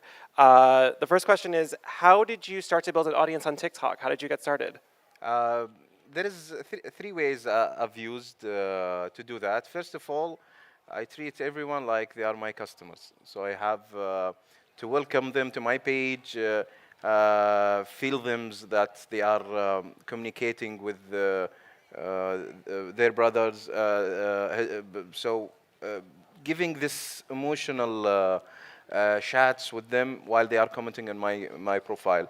Other thing is collabing with the other content creator. It brings a lot actually, especially if they are outside your region. It will get you well known. Other than that, also there is the content itself. It has to be very authentic. Give you that touch and that feel that I did something that you know, and you already did it at your home, or your father did it, or your mother did it. So this authentic content, it will help a lot to touch the audience and give them a warm welcome to your page. Yes. I love that. How about you, Sally? Pretty inspiring answer, actually, yes. You have to be real when you do a video. You might see my mustache. It might be real, it might be not. But what is actually 100% real is the message that we send to our followers. When we talk about mental health issues, when we talk about family troubles, and also when we talk about climate change infodemic, we are 100% real. And that gives the audience the confidence that when they see one of your videos, they know that they can rely on you. And that makes a personal bonding that even when you don't know each other like face to face, they know that they can count on you, that you're going to talk about with the truth, because you're being real. That's, I think building trust, that trustworthiness is that's really the foundational stone of our channel. Absolutely. How about you, Destiny? So I started off, I feel like I need to give a little bit of a backstory. I started creating content because I felt like there was something I needed to bring. I cut all my hair off because I didn't know how to manage it, and when I did that, I decided that I could teach people how to do their natural hair. And so before I even started making content, I knew that's what I wanted to bring to the platform. So it was just like about finding my purpose. And I feel like if you guys are wanting to create content, that's something you need to start with. And then just bringing that to the platform. And like everyone said, you need to make sure you're bringing that as authentic as you can. Like, look at me. My hair is usually out. I wasn't sure about the climate, but it took so much for me to be able to wear my hair like that and be confident, and I just wanted to bring like that representation. And TikTok is such an easy platform to do that on, because like I started with just my iPhone, and my dad made like a box and like books to like make a tripod, and I started my journey from there. So like anyone could do it. That's amazing. That's amazing. Honestly, it needs a round of applause as well. How about you, Bia? Yeah. Hi. And I started making videos back in 2019, right after graduation. I began recording about makeup, art, but in 2020, I decided to try something new and start cooking. Even though I knew nothing about it, I realized that the videos about cooking started attracting a lot of people who doesn't love food, right?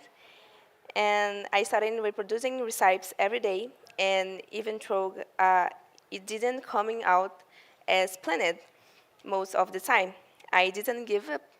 I persisted, and that is how I learned to cook. Since then, I gathered a public and that enjoy both my daily routine and the recipes that I make. Love it. Yeah. Thanks, Bia. All right, and Bia, I just actually want to follow up with that. So what sets apart your experience on TikTok from other platforms? So TikTok changed my direction of my life, sadly, because it was where my talents were discovered. So which motivated me to learn cooking. It helped me to find out about my passion. So I am thankful to God and to TikTok for all the unique opportunities that I received and for bringing me here today. I love that. I think when you're really looking at the content, you get so inspired. And once you start creating it, you also get a feel for what you're truly passionate about. So it's beautiful that you discovered that. Thank you. And now for Destiny. What is something you've learned about your content strategy, either through success or through failure? Oh my goodness. Yeah, it's a No, that's a took good some one. time coming up with this one. I have experienced a lot of failure when it comes to creating content. I feel like any content creator does. What I've noticed is that when you try to follow trends and just like keep up with what people are doing, you will get lost in that. And if you're thinking about numbers as well, you're gonna lose sight of what you came to the platform to do. So I think for me, one thing I really realized was I need to understand why I'm posting, and I need to post content that I'm proud of, not just posting content to post content or posting content that I think is going to get views. Like, you need to know what you're going on the app for. You need to know what you want to bring to the app.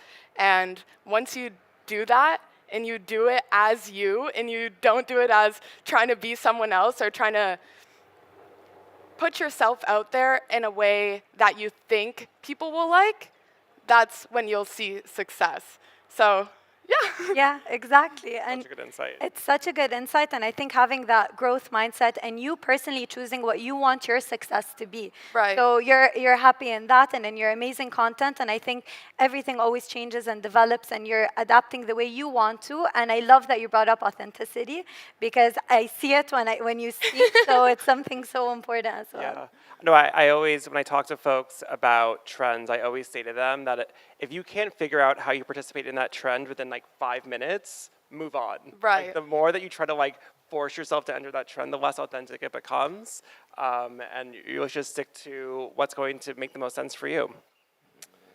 Okay, awesome. So I want to talk a little bit around like different perceptions that exist around conscious creators and really kind of fears of being perceived as greenwashing or not really having the climate conversation be accessible to them.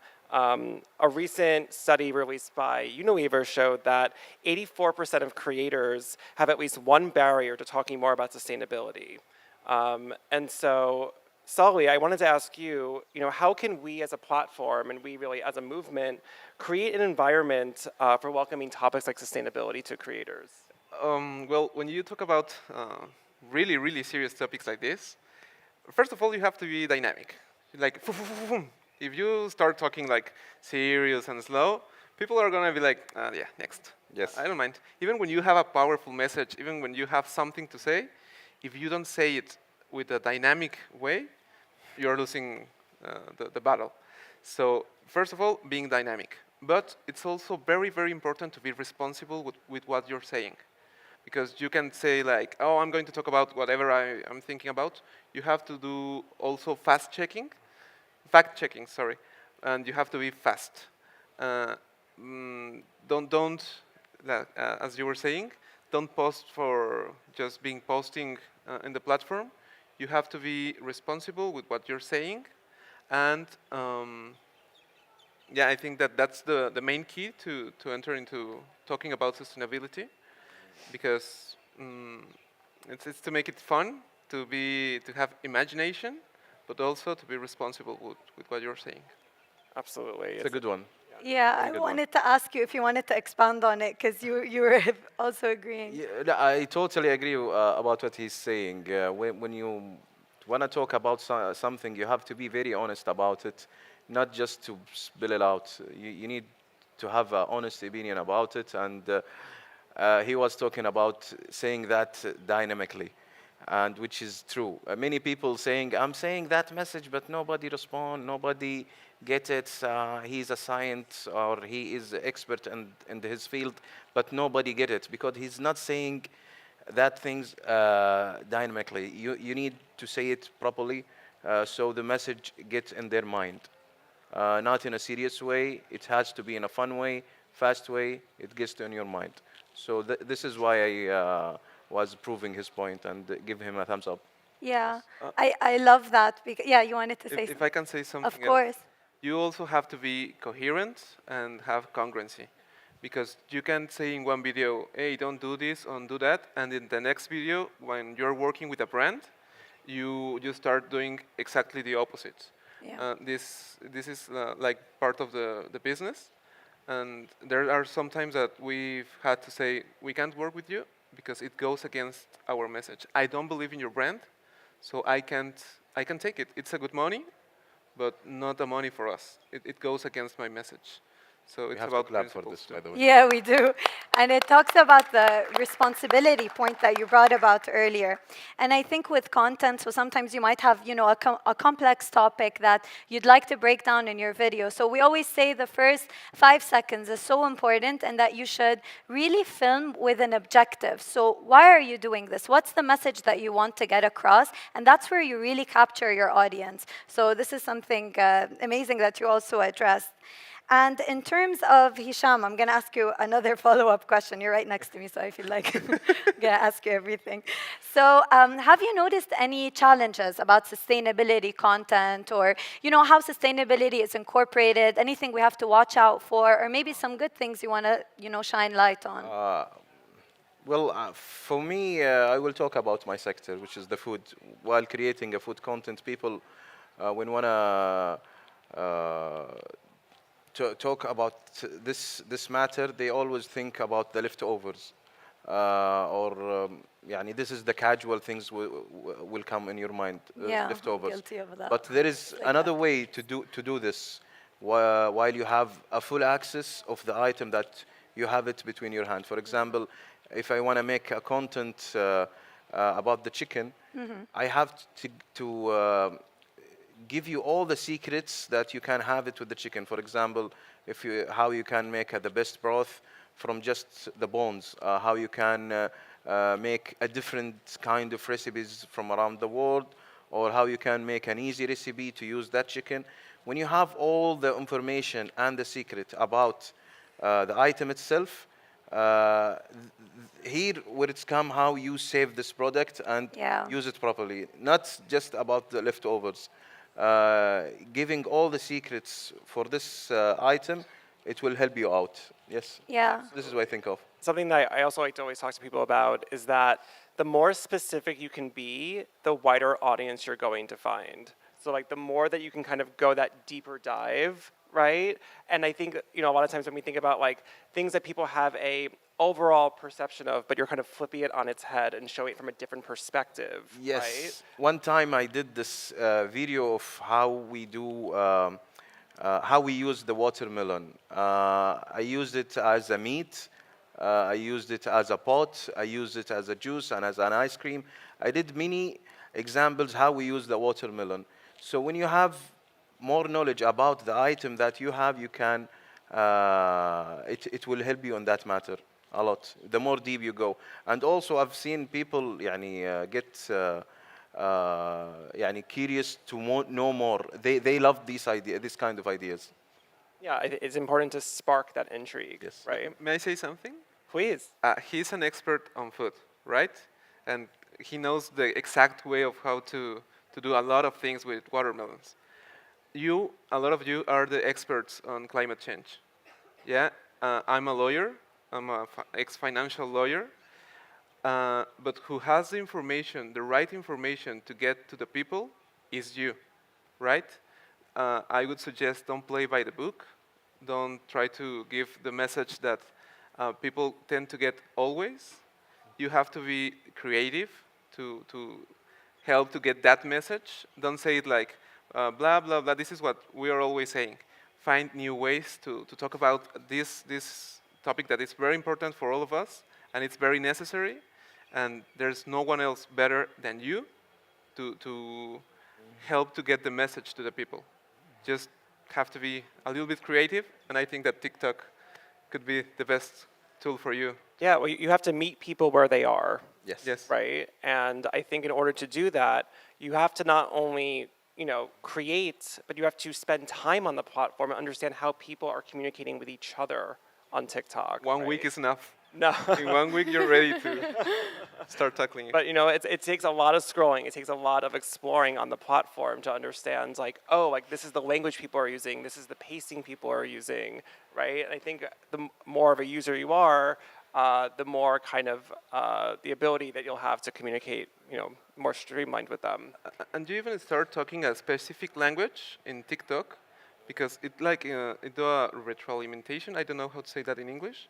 But it's like an echo that you find the people with your same interest, and it starts to build upon what you're saying and what their opinions, and it makes a community. Yes, absolutely. It's really good.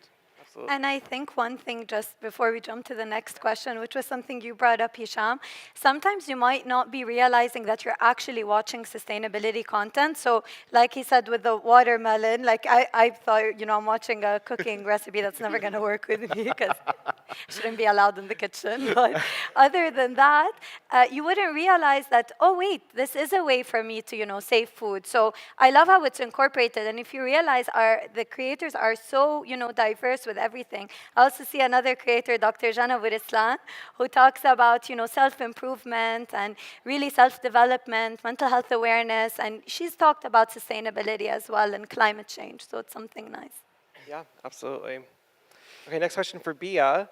I wanted to ask, what is one thing that you've learned from being at COP28 so far?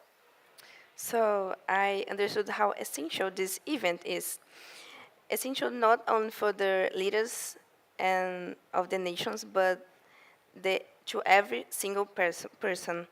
And as the influence, I learned that even cooking, I can make a difference to the environment. Nice. Yeah, 100%. I think we need to go to the kitchen after this panel. So just to sum it up with kind of the last question, it's a one for all. So I'm going to go this time this way with the question. So Bia, I'll start off with you. But have you ever created sustainability content, or is this something you aim to do, in the near future after being here today and everything? So regarding my content, I use it to include sustainability and indirectly, but from now I decided to be a lot more intentional about it, because food waste plays a big role on climate change. I learned that organic waste produce methane, which influence global warming directly. Therefore, my goal is to, through TikTok, make people aware of food waste and help them understand how small change can have a hug impact on the world. Yes, I love that. And what about you, Destiny? I feel like I've definitely shown through my content sustainability, but I don't think I ever made the conscious effort to bring that message to my platform. And I feel like being here and being with so many people that are educated on this, I'm definitely going to bring it to my platform now and share everything I've learned. Now I'm definitely going to be making a conscious effort to share that. I have to. Nice. We're here. Yes, for sure. And what about you, Sally? My motto in all my videos are that every video is something that in every video, I like to express something that I would like to teach to my kids. So that's the objective, and to, I think, every other kid that might need that message. Yes. So if I can say something a little bit beyond, there's this idea that TikTok is for young people, because you see dances and you see jokes.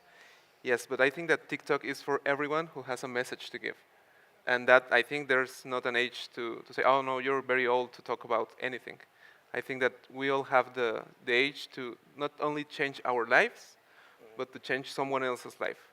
Maybe the message that people out there is looking for, it's the word that you're not saying. And I urge you to start including into the conversation. Love it. I know, I'm like tearing up. I was not given a heads up. Hisham? I'm already doing a series about this, where how we can use the best of any products. Now I'm doing a series of how we use the egg. Okay. So many ideas how you can build the recipes with the eggs, and how you can do a recipes or ideas in the kitchen, how do you use the eggs. So till now I did like 20 episodes, and after I finish this series I will go to another items. For example, I did already with the watermelon, as what I said. Yeah. With the watermelon I did how we make a fries out of watermelon, how we use the watermelon as a pot, things like that. So now my new content will focus on how we get the best of any food item in the fridge or in the kitchen. Now the egg, next time it will be the fries, the potato. After the potato, I go to somewhere else. So the more knowledge you have about the food, you will have access to preserve that food in your kitchen. Exactly. And I have a follow-up question on this one.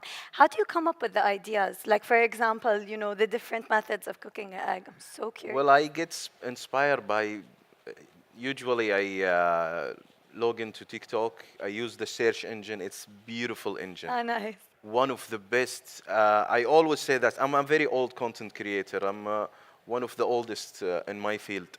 I said to myself like 7 years ago, the best apps or the best platform that's gonna come up and help the content creators or people to enjoy their time is who have the best engine, search engine. So this is what TikTok provide. Good engine. When you write any word, for example, I just write eggs, I see tons of ideas and contents, and from that, I get an idea. Nice. From that, just try it one time. If you wanna learn about anything, just try it. For example, decoration, food, water idea, anything you write, you will see crazy things comes up with you. So the search engine helped me out a lot, and I love it. Now it's one of the main engines that I'm using for searching about any contents and get inspired by others. Nice. And Destiny, I saw you nodding as well. Is that where you get your ideas? Oh, yeah. Like, I don't even You're like, think yeah. I use Google as much anymore. Like, I just go straight to TikTok, show me a video tutorial on how to do something, you know? Have you ever tried out a tutorial and it really just didn't work, and then you had to find your own spin on it? Like, you guys are into cooking. I tried it. It's not for me. I gave myself food poisoning. So, yes, there is times where, like, it doesn't work, but it's there. It's there. But I think these are really good insights that show that TikTok, which I think a lot of people think it's about repetition, but it's actually about iteration, right? Nice. It's about like seeing what you can see on the platform and then making it your own. Yes. And so the fact that you've been inspired by what you were searching for, now it creates an entire series, like that's so beautiful. And I think just goes to show that like anyone can participate if they spend time to understand what people are talking about on the platform. Yes. And the content is there. You just need to take that first, initiative to really just seek out what you want to learn about, and it's all there. Yeah. It's all there. Amazing. So do you want to show a few examples? No, I think we're going to move to questions. Okay. Yeah. There we go. Yeah. Okay, let's do it.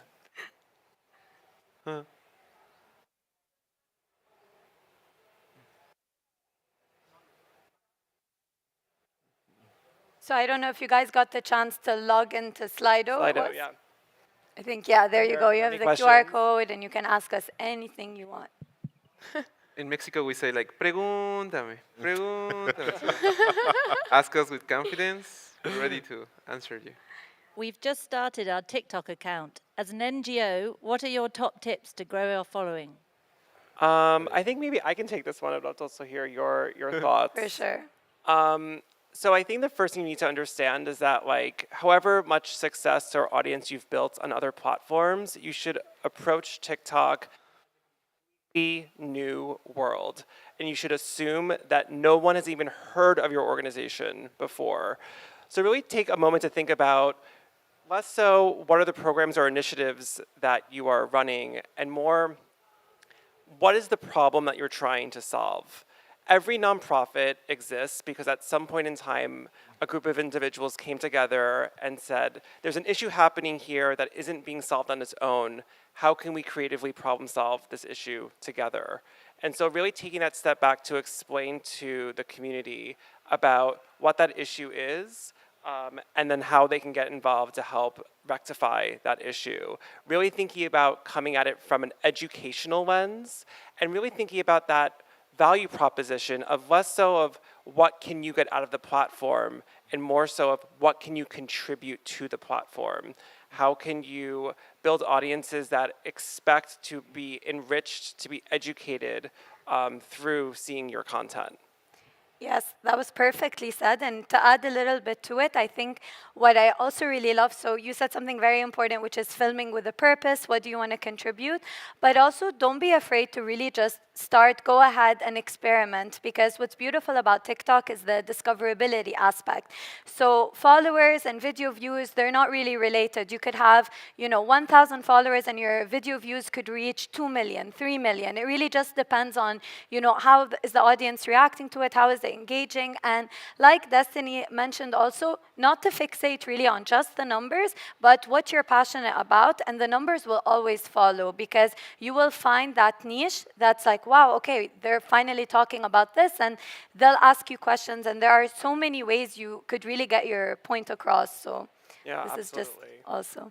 Yeah, I think it's really about positioning your content as, how is this nutrient-rich content? How is this thought-provoking, perception-changing, myth-busting, mind-blowing, surprising? And that's the thing, is all the work that all nonprofits do have an element of that, right? And so I think just really thinking about that and thinking about how you're going to position that to your audience is really important. Being on TikTok and so well known can open yourself to criticism when speaking on climate. Do you get worried, or where do you find the courage to address this? I think let's give that one to Sully. Uy. Channel in your law mode. I think that there's always all types of people on the internet, and there are people that have their own problems, and they have frustrations, and they find ways to expel out all the poison that they have in their minds. At least personally, there was a time that kind of poison really affected myself personally, to the point that I was saying I don't want to do any more content. Don't you feel ridiculous with that mustache? For your age, don't you feel like you should be doing something else? And yes, I thought no, this is not for me anymore. And those were really hard times. But it's all again to coming back to what do you want to do, and having clear objectives. And always having check on your mental health. If you're doing content or whatever you're doing in life, take care of your mental health. That's a must do. I love that. Totally agree with him. And also, we always taught ourselves, everyone been through this.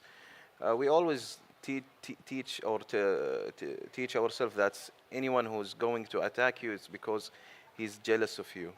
we see that as a jealous, and he's empowering me even more, because when I see people attacking any one of my viral videos, it's because it's going viral. He's so jealous about it. So this is how I see it. So by seeing in that way, it will give me the power just to ignore it and feel happy about it. Now I'm very thirsty to see more of these comments. It's give me more courage to do more and more. Yes. I think also the other, like you guys brought up something so important, and that's your, self-growth and I loved what you said about, protecting your mental health space.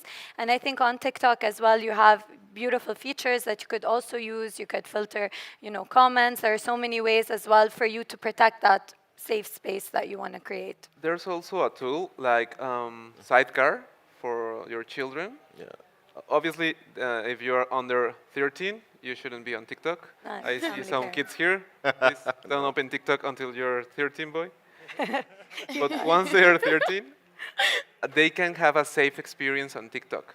And it's not like TikTok is going to show you any kind of inappropriate content, but it has some topics that are not suitable for kids.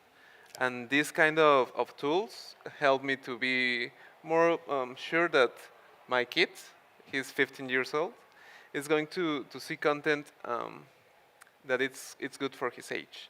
And that those kind of tools, I don't like that parenting controls, because as soon as you tell a teenager, you have to use the parenting control, he's going to be like, why do you think that you can control me if I'm already almost an adult? So these kind of tools, I think that simplifies the relationship with, at least with my children. Yeah, that's our family pairing tool that is becoming more and more popular. Yeah. Sure. Yeah. That's good. Do you think there is appetite for sustainability creators alone, or do you think it should be incorporated into most creators' existing content? Can I take this? Yes, please. No, but first I wanted to hear from the panelists what do you guys think about this in general? Can she say it again? So do you think that sustainability content, there's an appetite for this type of content, or should creators incorporate it into their own narratives? As what Soli said in the beginning, if you say it in a dynamic way, any subject, you do it in a dynamic way, in a good way, it will be something to watch and give it a shot to be a fan of that page. You just have to do a proper content about it, and you have to appear that content in a very good way, nice way to hear it, to look at it. Any content, any kind of content, for me, I believe it will be successful if we did it right. 100%. And really diversifying content is something that gives that awe element to the audience. Like, oh, wait, somebody's talking about photography, or, usually I learn X from him, and then suddenly he's talking about, climate change, but he's putting a entertaining quality and spin on it, which is always nice to see. But I do also believe that there is an appetite for just purely sustainability content, because there is that niche wherever you go on TikTok. Yeah, I would say the piece there that's so important, though, is to have that selfish value proposition. And so rather than positioning it as, this is how you're going to help save the planet, this is more, this is how you can save time, this is how you can save money, this is how you can save resources, right? You have to kind of position it a bit so that the audience member understands what it means for themselves, and then understands what that means for the broader world. 100%. And there are so many different formats that you guys could use. I'm going to get right to you. There's the green screen, so you guys could showcase, for example, behind you something going on. There's different tools in the app that make your life easier when you're trying to diversify your content or talk about it. Even simple tutorials, like let's say you were giving a beauty or hair tutorial, etc., and just incorporating small elements, it really makes it more engaging. Sally, please go ahead. This topic, it really excites me. Yeah. Don't patronize your followers. Your followers know a lot of things. For example, we did a lot of full series of sustainability and about climate change. Those videos that we talk about, you should do this action to help the environment. We received a backlash. Like, come on, dude, I'm doing my best. I can do more.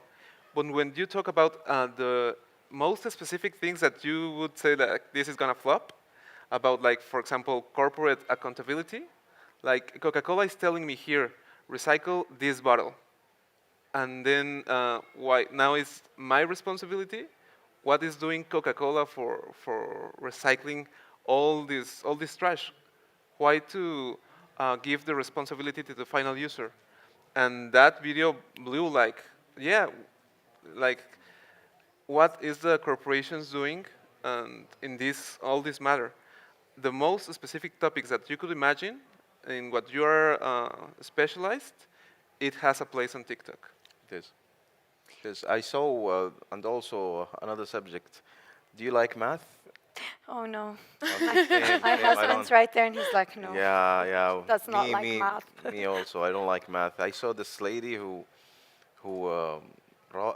who's doing a content about how you do a nice. يعني how do you learn math? She did it in a very nice way. She had this paper with her pencil. She have very nice handwriting. Yeah. She put some music and she start talking in a nice way. It's like teaching you like you are a baby. So these kind of contents regarding your question, like what I've said in the beginning, if I did it in a dynamic way, in a nice way, people will enjoy it even more than the regular subject that we know. 100%. There's Uzma Rahal. She has above 9 million followers now. And what she does is she does drawing tutorials, but she does it in a way where, let's say you draw the number 2 and then the number 2 again, and then suddenly it's a mouse or whichever. And it's easily replicated. So she broke down, breaking down the masterpiece of creating art. And it was personal to her. So I think just going back to what you were saying, I think when you're giving a recommendation or whichever, if it comes from your heart and you practice it yourself and you just want to share that knowledge, I think it would be warmly accepted. Destiny, do you want to add something? I was just agreeing. Oh. Awesome. Great. How do you decide what brands you want to partner with? Do you think about the brand's social and environmental impact before working with them? Ooh, who wants to take this one? Okay. I feel like you have to. Like, there's a lot of fast fashion brands, like, once you get into the fashion space, that will try to approach you. But if that's not what you're wanting to push, then you have to stand on that. You can't look at the money and think, okay, maybe like I want to lean towards this way. Just stay true to your values, like stand on your morals, and like there's always going to be brands that are going to come to you. You don't have to take every deal. I think it's more important to stand on your morals. Yes, it happened to all of us. I recently, if I'm gonna talk recently, yes, I've declared many companies that against my morals, and I did this already from the most time that I needed the money to keep myself in the field. But God is there, His eyes on us. He see what we are doing. When we have a morals, He will push us to have something better in the future. We've seen this. I've been there. I've declared many things while I really needed the money, but at the end, the goods will stay for the end. Yes. Absolutely. When we were starting working with brands, I've never thought about like I would like with this brand or I wouldn't work with this brand. Until my son, my teenager, asked me, why the alcohol companies try to make the alcohol so appealing when you get alcoholic, it ruins your whole life. And I was like, it's very true. It's very true. They have like very engaging advertising, and in that moment, I were like, I would never work doing an advertised campaign for alcohol.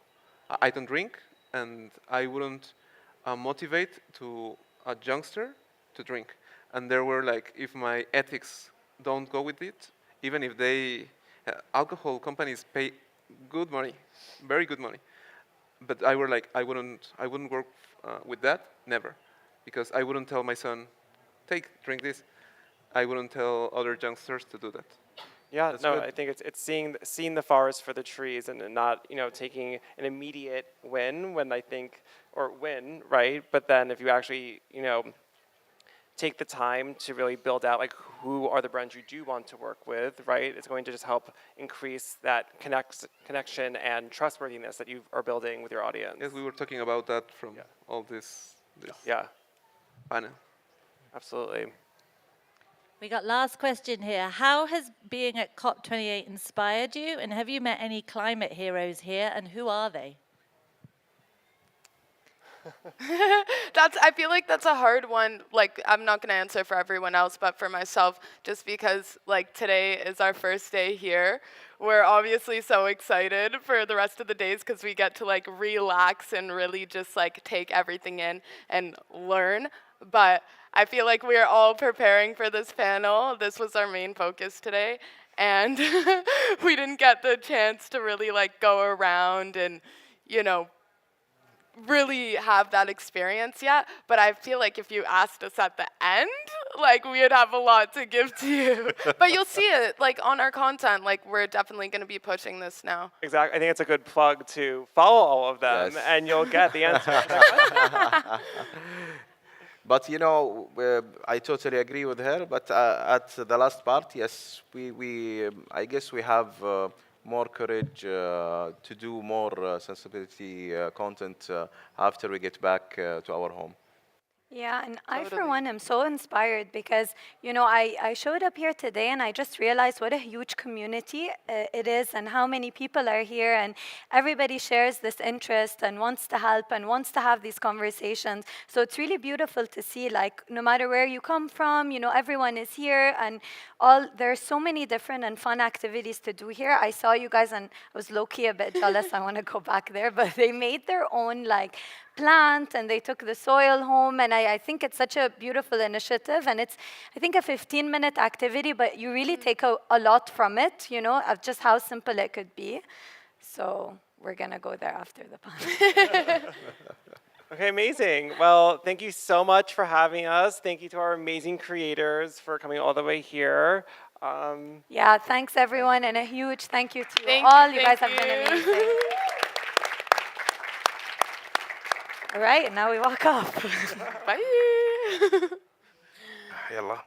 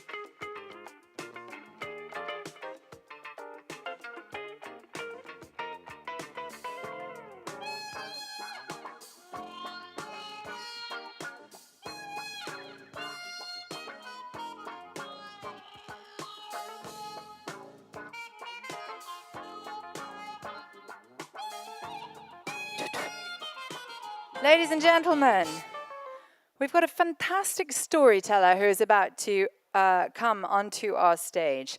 It is a complete delight for me to introduce you to Patrick Holden.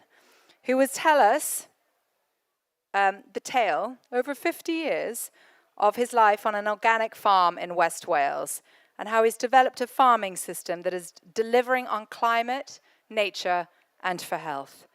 Please put your hands together for Patrick Holden, ladies and gentlemen.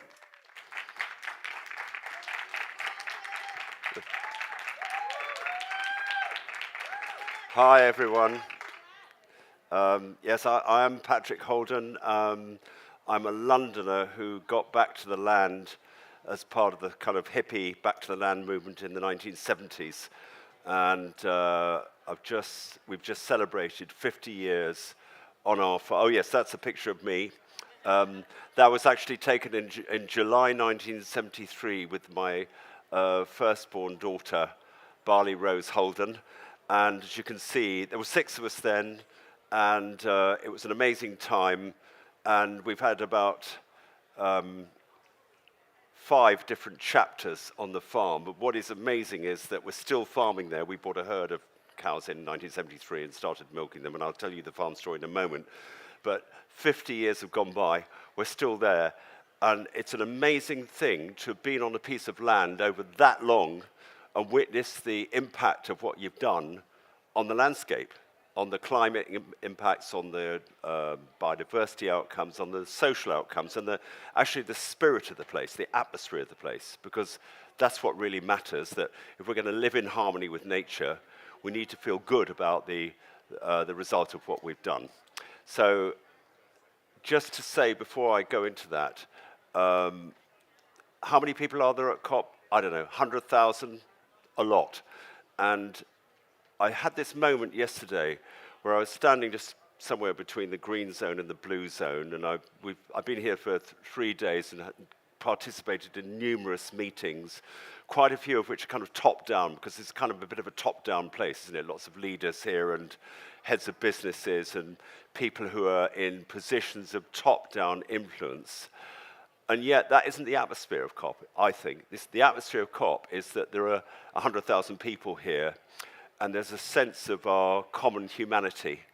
And a lot of us, not me obviously, are young. And so you, as opposed to me, will be around to witness the impact of what is decided at COP on our lives later in the century. So the question arises, is there a guiding wisdom out there which will help the leaders who are in the blue zone make sense of the policy that needs to be changed to make the world habitable towards the end of the century? And the truth is we don't know. And I met one of the COP champions yesterday, Federico, ex-champion, but actually he's a wise man, and so there was hope there. And I think there's hope more than anything, because there's a spirit of sort of cultural harmony amongst. Where would you go in the world? Would you find people from every single country, every single background, and there's just this atmosphere of trust and working together. So I feel pretty optimistic, actually, even though there's lots of people worried about greenwash and blah, blah, blah, and how the big companies and the big businesses that are here will water down whatever is agreed, and it won't be delivered in practice. So I guess that's why I'm here, because I'm a farmer, and I've been a witness to what you can do on the land, and how if you farm in the right way, over time, it can address the issues that are bringing us all here, and that's kind of my story. I do think that when you are lucky enough to have a relationship with a small piece of land, and in a way, it doesn't matter how small it is. It could be a garden, and you have stewardship over that land for a certain period of time. You understand what's needed at a global scale from the ground up. And I think it is a microcosm, macrocosm thing, that if you understand yourself and your relationship with your food and your relationship with your garden, or in my case, my farm, from the ground up in an intimate, personal way, a bit like our microbiome, because we're nourished by what we eat, and that has a relationship with the soil. If you understand that, then you understand the universe, because everything is connected, nothing is separate. And I was very inspired by the King's opening speech, where he said, "The earth does not belong to us. We belong to the earth." And that was his closing remark.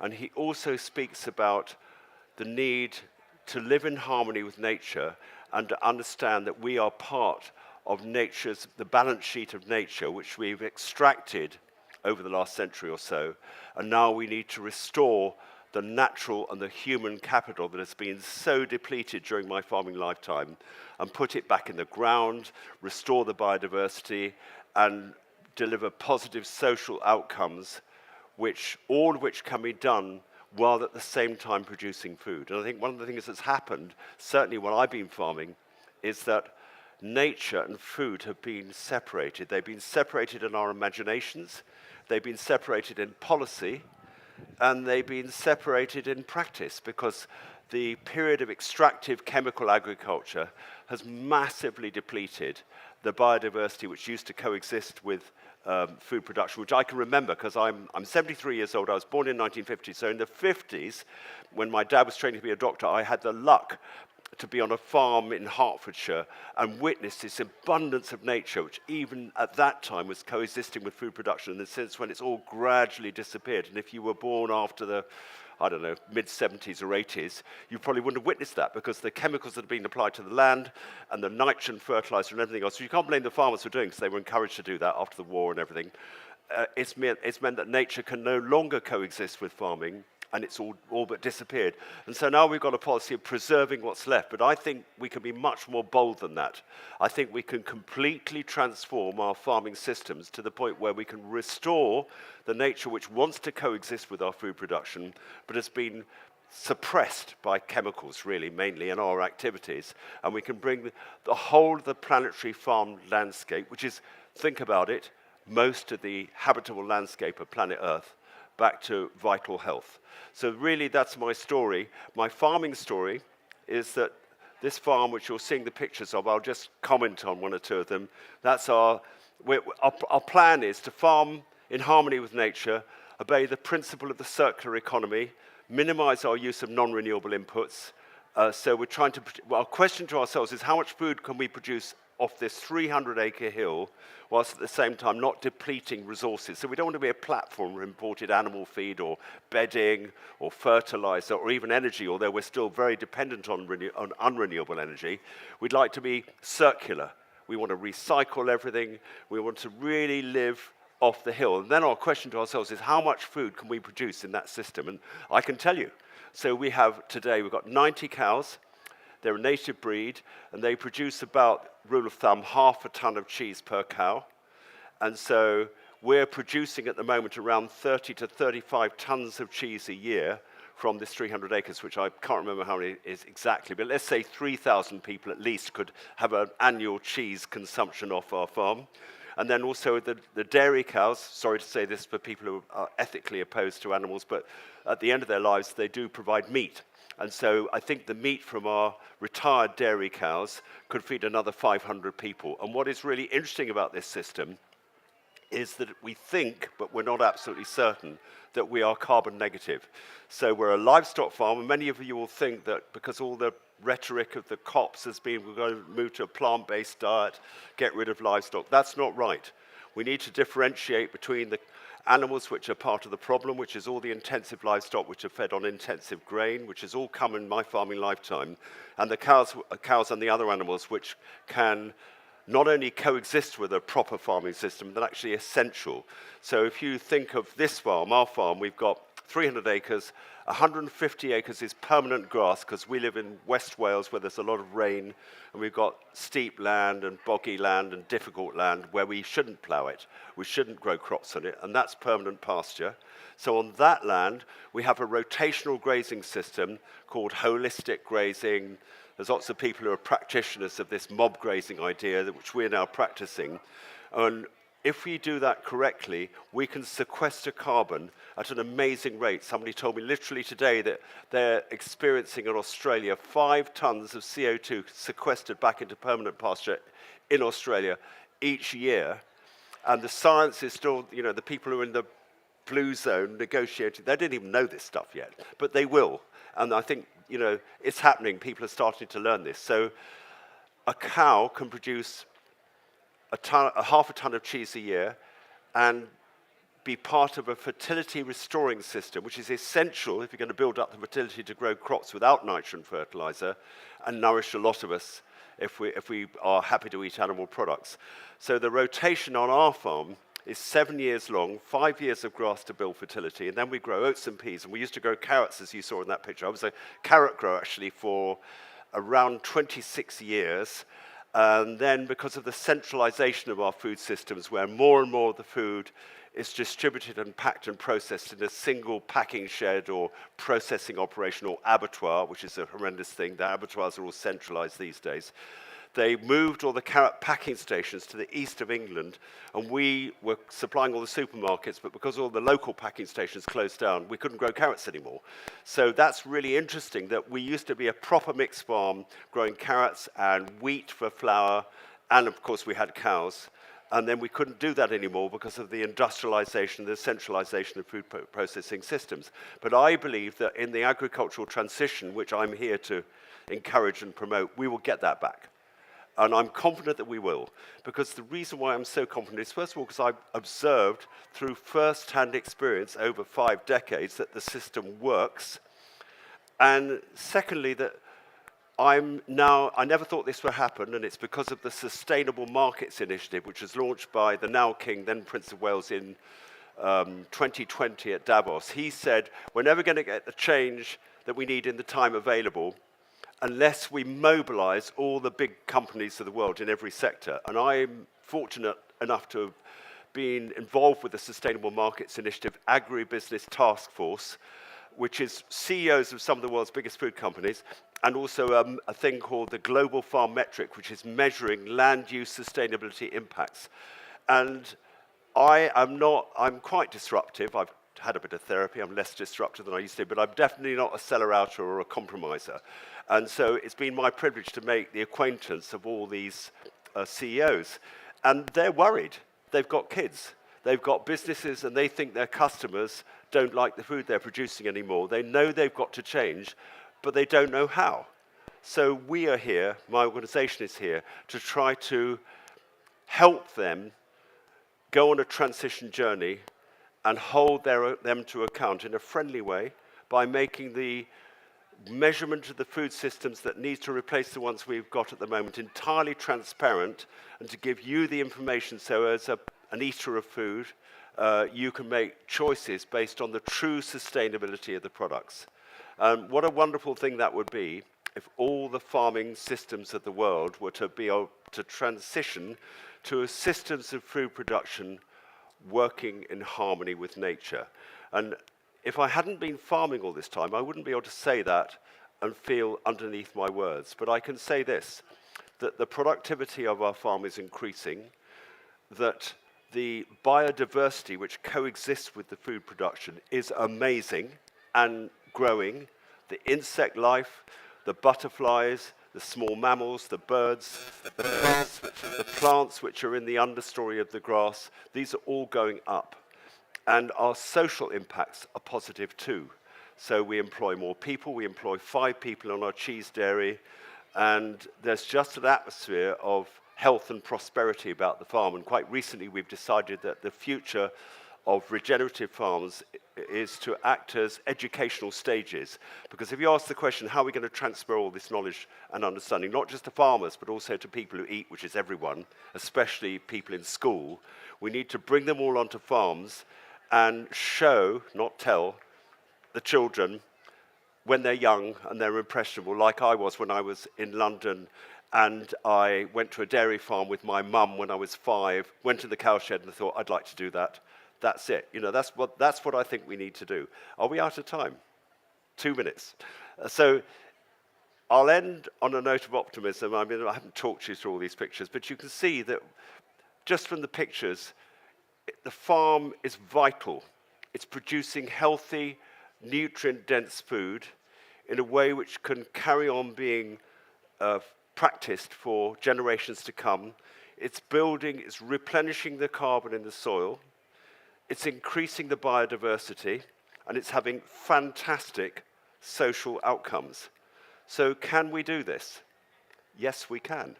And I am committed for the rest of my active life, who knows how long I've got, but I've got a few years yet, I hope, to come to COPs and to engage with these leaders, but also work from the ground up, because in the end, change will never happen only from the top down. It has to happen from the ground up as well. And this is not restricted to farmers in so-called developed countries, which are really undeveloped in the real terms. But this is also smallholder farmers throughout the world who actually still produce the majority of food that's eaten. And we need to make sure that we warn them against industrialization, called counter-development in some stories. So I think we can do this, and I think the COP can be and will be the future platform where many of these conditions, enabling conditions, can be created. So, thank you very much for listening to me.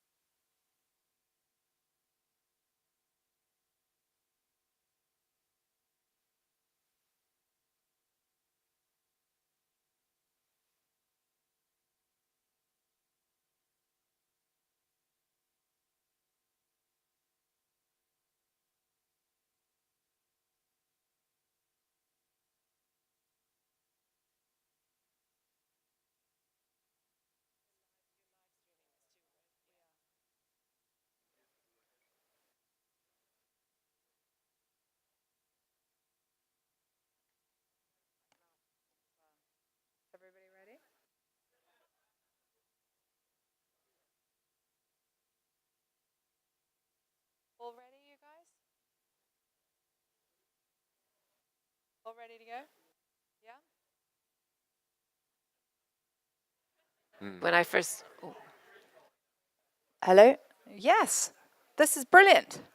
Good evening, everybody. Welcome to the Extreme Hangout stage. Thank you for all staying so late. It does feel a little late now. It's been kind of hot today. A few people have done a little bit of work around here. I know the rest of you are all just lounging around. Marvelous. It is an inordinately enormous pleasure to welcome our two guests to the stage this evening. Our planetary guardians, nonetheless.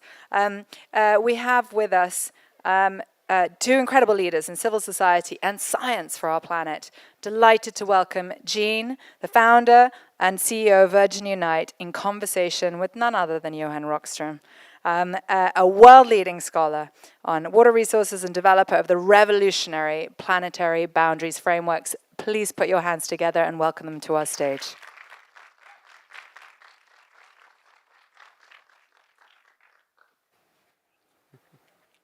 Can I say as I walk up just a massive thanks to the Extreme Hangout team, to Amber, to Angus, also to Anika and to Teresa. Just a huge thanks. You guys have been great.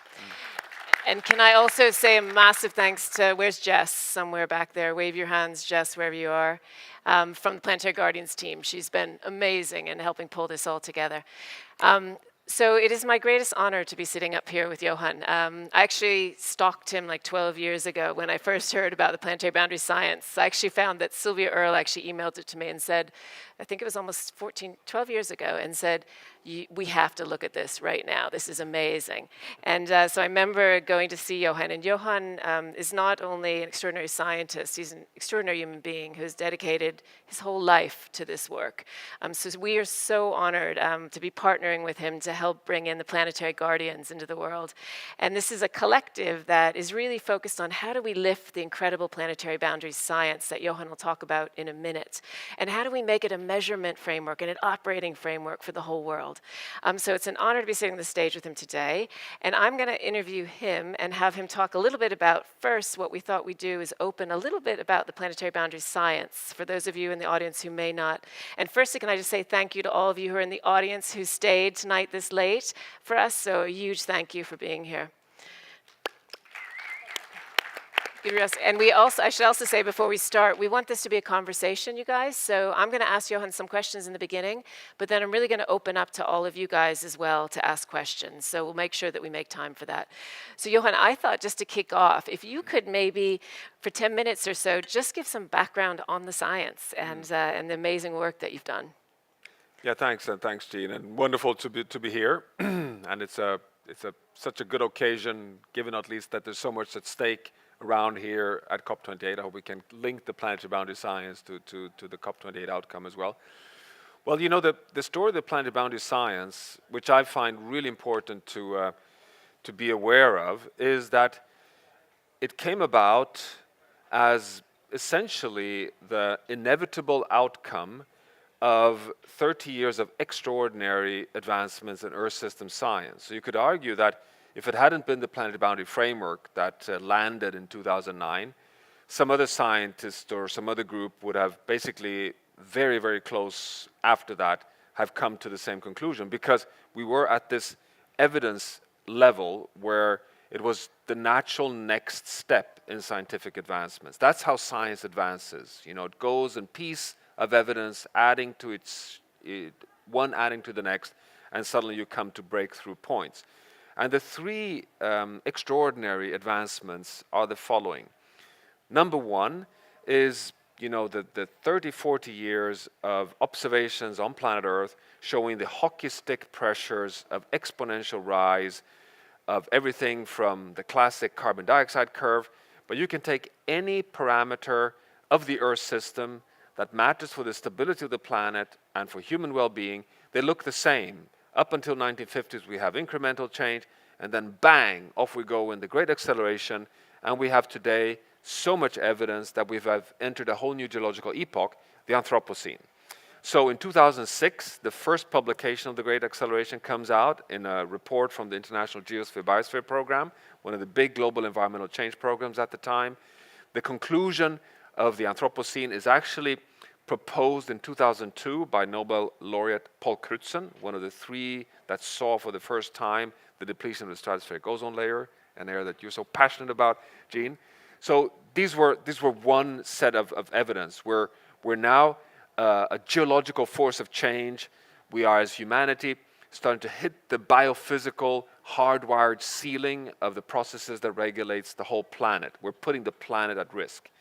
The second set of evidence that forms the foundation of what became the Planet Boundary Framework is that in 2008, the first tipping point science paper is published. It's led by Professor Tim Lenton at Exeter University, but it's also co-led by my predecessor at the Potsdam Institute, Professor John Schellenhuber. It's a seminal piece of work that for the first time provides the evidence that if you push big systems like the West Antarctic ice sheet or the Amazon forest too far, it crosses physical tipping points and feedback dynamics shift from dampening and keeping the system stable to self-reinforcing and warming and pushing them irreversible in the wrong direction. So we had, for the first time, evidence that if you push systems too far across boundaries, they risk to shift and drift off in directions that not only pushes the planet in the wrong direction, but can also undermine life support for all species, including humans, on planet Earth. Published in 2008. The work started many years before. The third and final piece of evidence, which was the real breakthrough point, was all the paleoclimatic research that had been ongoing for decades, showing that we, over the last 1 million years, you've seen the data, you know, that we have 8-9 periods of so-called Milankovic cycles, 100,000 years of ice age, and 15 to 30,000 years of interglacials, this dancing of the planet, driven by our orbital forcing in our elliptic journey around the sun, landing in the conclusion that we as humans have been around on planet Earth for 250,000 years. We've lived through 2 ice ages, 2 interglacials, but we leave the last ice age 20,000 years ago, and we enter this extraordinarily stable interglacial that, as you may remember from school, we learned to baptize as the Holocene. And we have so much evidence that the Holocene is this extraordinarily stable state. The first time you and I met, Gene, I remember that you were so taken aback because I even used the word the Garden of Eden to represent the Holocene. But the Holocene is a breakthrough point coming from ice core science, it's glaciology, the paleoclimatic evidence, combine that with archaeology and history that show that when we enter the Holocene, you know, we're hunters and gatherers, we live in deep ice age, we've been around for 250,000 years, we're a few million people, we have very rough conditions, it's very variable environmental conditions. We leave the last ice age, we enter the Holocene, and we barely enter it, and we go through the most important revolution in all of human history, the Neolithic. We become farmers, we domesticate animals and plants, and off we go in the civilizational journey as we know it. And we have so much evidence today that the reason why we domesticate animals and plants is that everything we love, everything we depend on, all the beauty in the ocean, in the ice sheets, in ecosystems, settle down in the Holocene. Can you imagine the planet? This is pre-planetary boundary evidence. The planet is a 14 degrees Celsius average temperature unit, plus minus 0.5. Plus minus 0.5 degrees Celsius. That is the corridor of life that has enabled us to reach 8 billion people in the globalized world of the Anthropocene. You put these 3 pieces of evidence together, the unique stability of the Holocene, which gives us something to measure against, the desired state of the planet. Tipping points are hardwired, push us beyond boundaries, and the system can start drifting away from that state. And the fact that the Anthropocene forces us to understand that the planet is this interconnected system with pressure points. Put that all together, and of course 2 questions arise. Question number 1, what are the biophysical processes that regulates the state and the functioning of the Earth system? And question number 2, if you have identified those boundary systems, can we scientifically quantify a safe operating space that gives us a high chance of keeping the planet in an interglacial, Holocene-like state that we know for certain can support humanity? And ta-ta, the planetary boundary theory is established. So that is what brought us to that point. And I say theory because many times people say wrongly that planetary boundaries is a concept. It's not a concept. It's a whole framework. It's a whole theory of humanity's relationship to planet Earth. And it's a theory that can be replicated by any research group with any methodology because it's set very clearly what the criteria are to quantify a safe operating space for boundaries beyond which you risk triggering irreversible changes and a drift away from an interglacial state, but within which you have a high likelihood of remaining in that basin of attraction, the Holocene basin of attraction. And when we brought that theory to science, I invited scholars from all the disciplines. You know, I wanted us to turn every stone in the scientific evidence. So you got ecologists and glaciologists and climate scientists and oceanographers from all disciplines, just asking them that question. What are the biophysical processes that regulates the state of the planet? And can we quantify for key control variables the safe boundary conditions? And off we went. And this is in 2007, 2008, 3 years of work, inviting to a whole series of workshops. And it led to the first publication in 2009 in Nature. And what essentially everyone forgets is that that original paper, where we identified 9 planetary boundary systems, we quantified only 7. We couldn't quantify aerosol loading and novel entities, chemical pollution. And what everyone forgets is that in that paper we say, this is a theory that we're launching. We are proposing this as a challenge to the scientific community. We invite you all to criticize it, break it apart, help us now to perfect this framework. It's published in the world's most prestigious scientific journal, Nature. There's an editorial written confirming that this is a challenge to the scientific community. It's such a big challenge that for the first and only time in science, the review reports, because of course the paper was peer-reviewed, the review reports are published in Nature. So there's one review report for each of the 9 boundaries published in Nature with the critical assessments of these 9, just to really stay with the science. And that was published in 2009 and became that year's kind of one of the most cited papers in science. And that triggered the journey that then has taken us to the Extreme Dialogue at COP28 in Dubai. I mean, basically, it started a scientific inquiry into whole new science of how to basically monitor the whole planet, define the safe space, and over 2,000 peer-reviewed papers have been published since then, criticizing bending in and out. We published the first update in 2015, the second update in 2023 this year, and you and I were part of basically launching that at the New York Climate Week in September. And it's been, you know, exactly as science, as when science is at its best. It's been inviting super hard criticism from the hydrology and water resource science community, improving the quantifications, adding new control variables. We have new control variables on biodiversity thanks to the ecologists coming on board with new assessments. So I won't bore you with all the numbers here. I can point you on the 2023 update led by Catherine Richardson in that third update. But it's now a mature framework. And my conclusion is, just to close this, to say that the science is not settled, by the way, but what I can say with high degree of confidence today is that nobody has suggested a 10th boundary. And I can assure you, between us in this room, that when we were really developing this theory in 2008, we were hoping for 10. We thought it would be quite symbolic, that it would be 10 planetary boundaries that determines the faith of creation, so to say, for humanity. But we couldn't find a 10th, and nobody has suggested scientific evidence for a 10th. But nobody has either suggested that there were only 8. So I think we can today say with high degree of confidence that if we can be stewards of these 9 boundaries, we have a good chance of keeping the planet at a state that can give us a dignified, prosperous, and equitable future for humanity on Earth. That I can say with high degree of confidence today. I cannot say with full confidence that we've got the quantifications right on all the 9. it's still work in progress. For climate, we are really, really, it's really well established.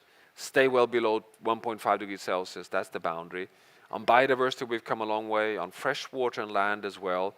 I would argue that we're really good on ozone, but we still have work to do on aerosol loading. We still have work to do on novel entities, on chemicals.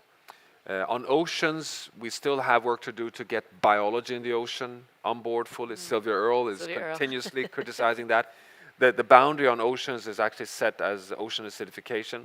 I realize, just to count the 9 so you heard them once and for all, and in a way that helps me to remember them as well. So, because I cluster them in three families.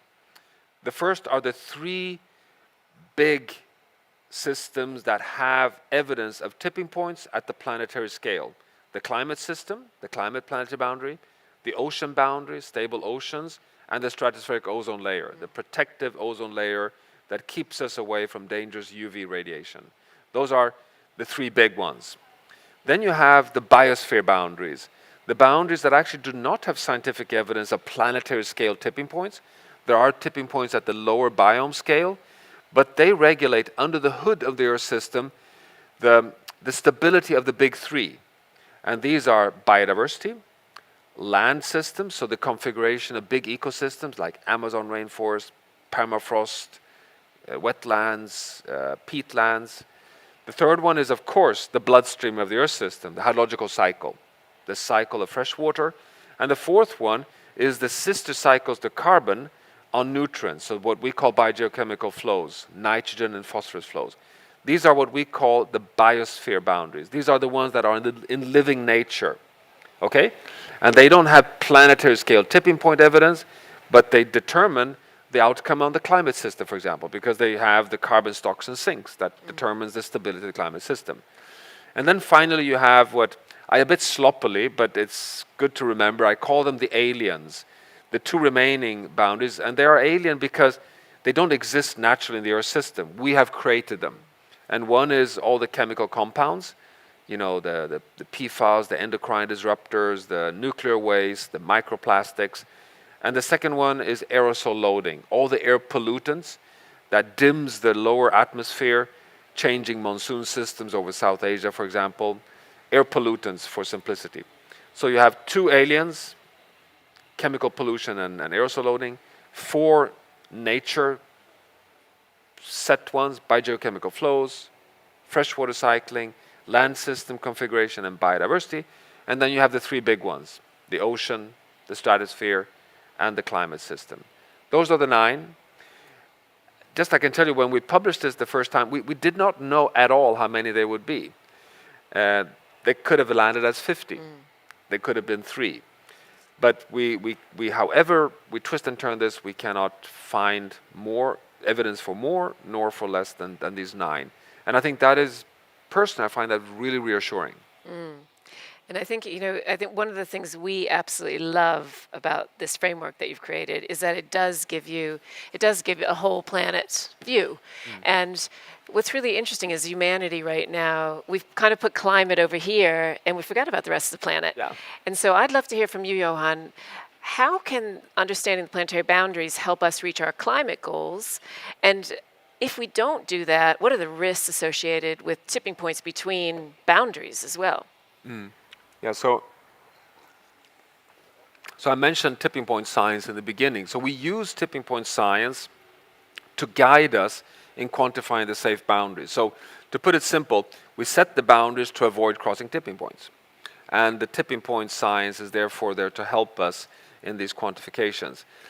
But the planet, I would go as far today, and I say that in all events here at COP28, that we will fail on delivering on the Paris Agreement. There is no safe 1.5 degrees Celsius landing without coming back within a safe operating space of planetary boundaries. It's that challenging, because we need to come back into the safe space on the climate boundary by phasing out fossil fuels and phasing out all the non-CO2 gases of methane and nitrous oxide. So the control variables for the climate boundary is 350 ppm on CO2 concentration, but also 1 watts per square meter on climate forcing, representing all the greenhouse gases.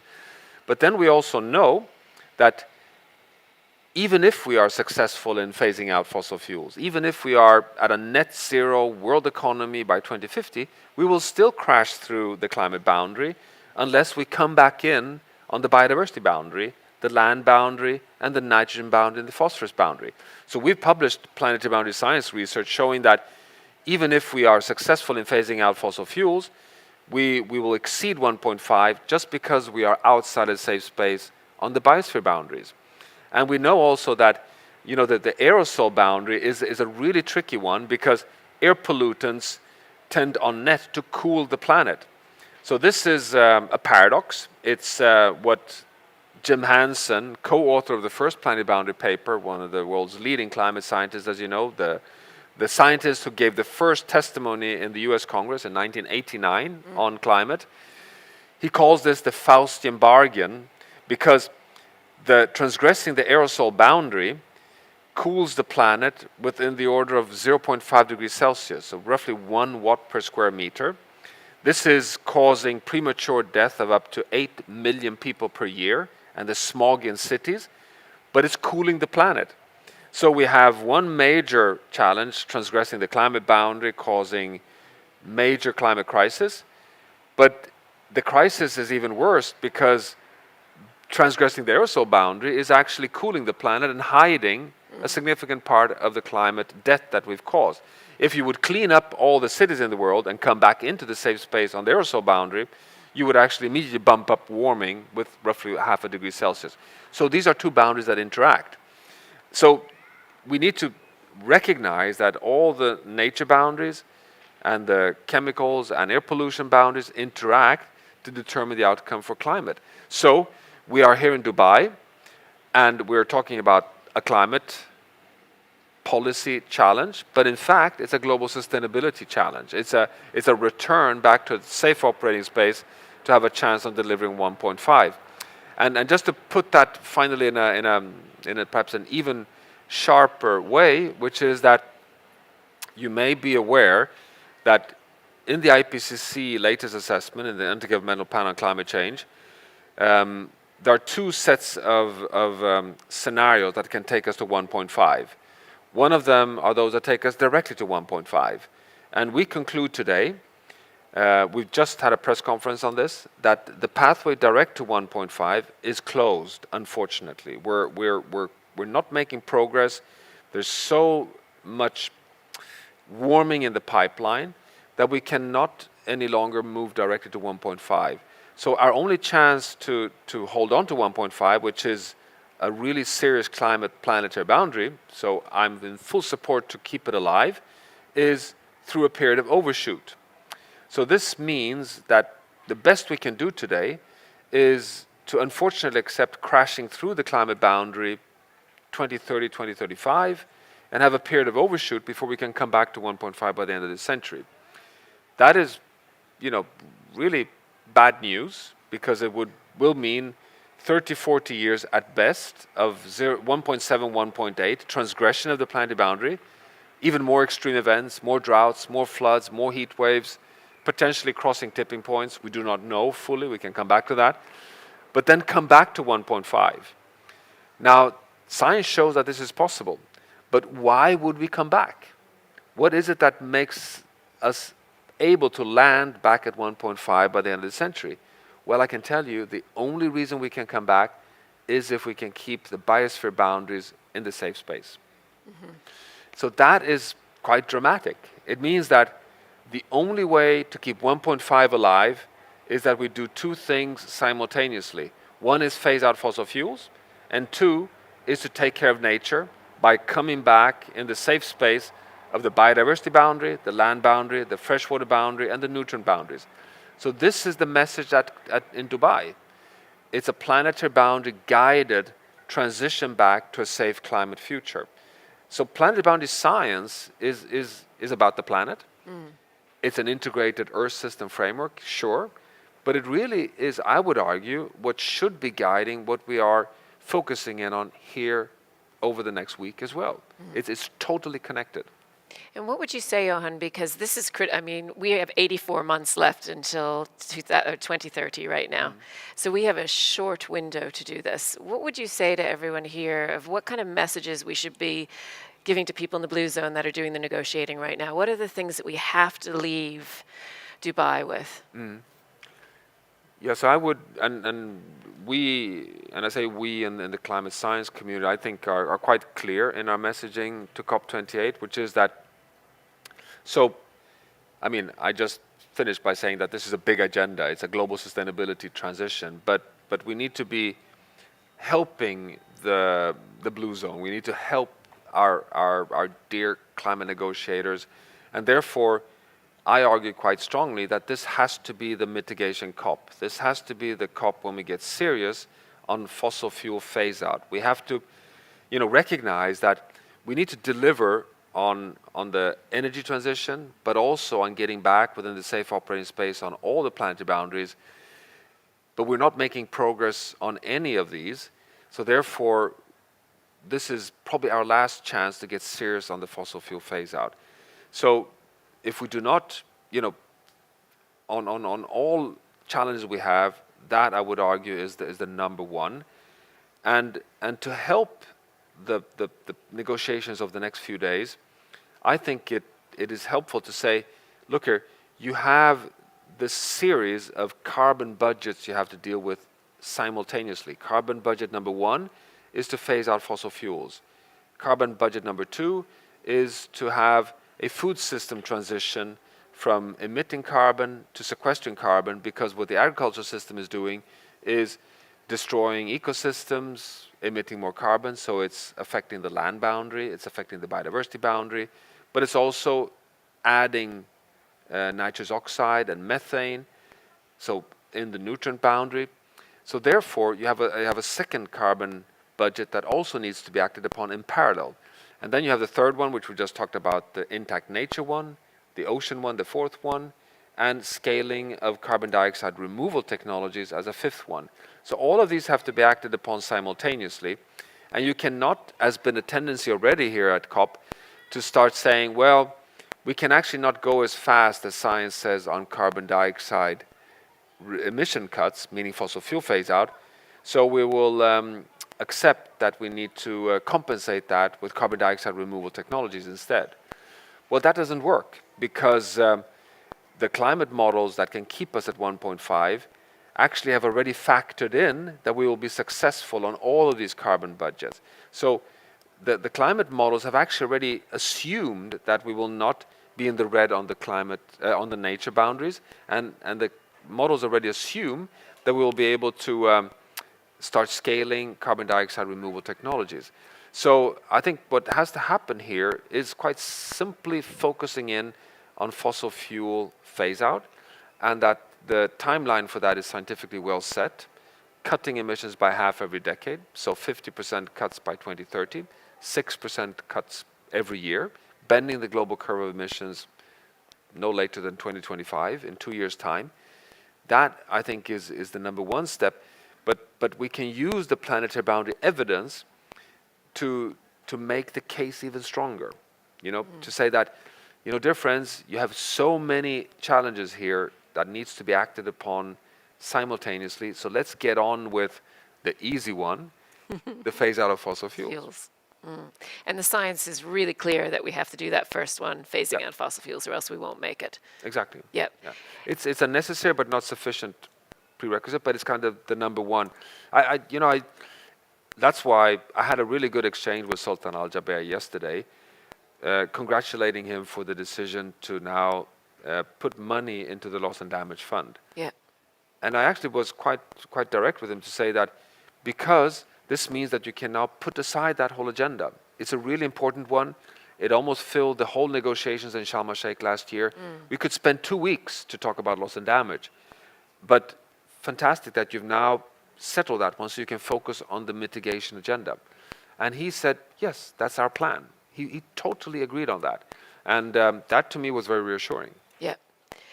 And would you, Johan, because with 6 out of the 9 boundaries breached right now, it can sometimes feel overwhelming. But I think one of the things that you taught me early on was the story of hope in the planetary boundaries model around the ozone model. So I'd love for you to talk to the audience and inspire them just as you did to me. Yeah, no, but I mean, and before coming to the, let's say, open window part, you're right. Our latest assessment, the 2023 Planetary Boundary Science Update, shows that 6 of the 9 boundaries are transgressed, so they're outside of the safe space. This does not mean that the planet has fallen over an escarpment. It means that we are in a danger zone, for some of them even in a high-risk zone. So we can unfortunately expect interactions and impacts, but we see this as a warning sign that can help us to come back within a safe space. I try to my students, make the analogy that, before we had the planetary boundary science, it's like we're running the world as an overpowered vehicle in pitch darkness on a mountain road with huge dangerous escarpments without any guardrails. And we're speeding too fast without any headlights on. And that's not a very comfortable position to be in. What the planetary boundary science does is turns on the headlights and it puts a safe guardrail. So basically it gives us the safety net to navigate our future. To me, that's a very positive message that we are in danger, yes, but we now have turned on the headlights, the science is clear, and we actually have the guardrails. We have the boundaries that you do not want to pass. So that is one reassurance. The second reassurance is that we know the 2 transitions that can take us back. I mean, not in full, but can give us the biggest bang for the buck. And the number 1 is, we already talked about that, the energy transition. The second one is the food system transition. And when you look at these 2, we have the scalable solutions. That's quite exciting. It's not fantasy anymore that you can actually transition into a decarbonized world economy and a healthy, sustainable food future. And by doing so, we have so many scientific papers today showing that you can then come back on the land boundary, the biodiversity boundary, the freshwater boundary, the nitrogen phosphorus boundaries. So that's good. But finally, the question that I often get is that, so you're suggesting that we need to be guardians of the whole planet. That seems just too big, too difficult. 195 countries, how can we agree to manage a planetary threat? Well, the answer is we've done it before. And we've done it before with the ozone boundary.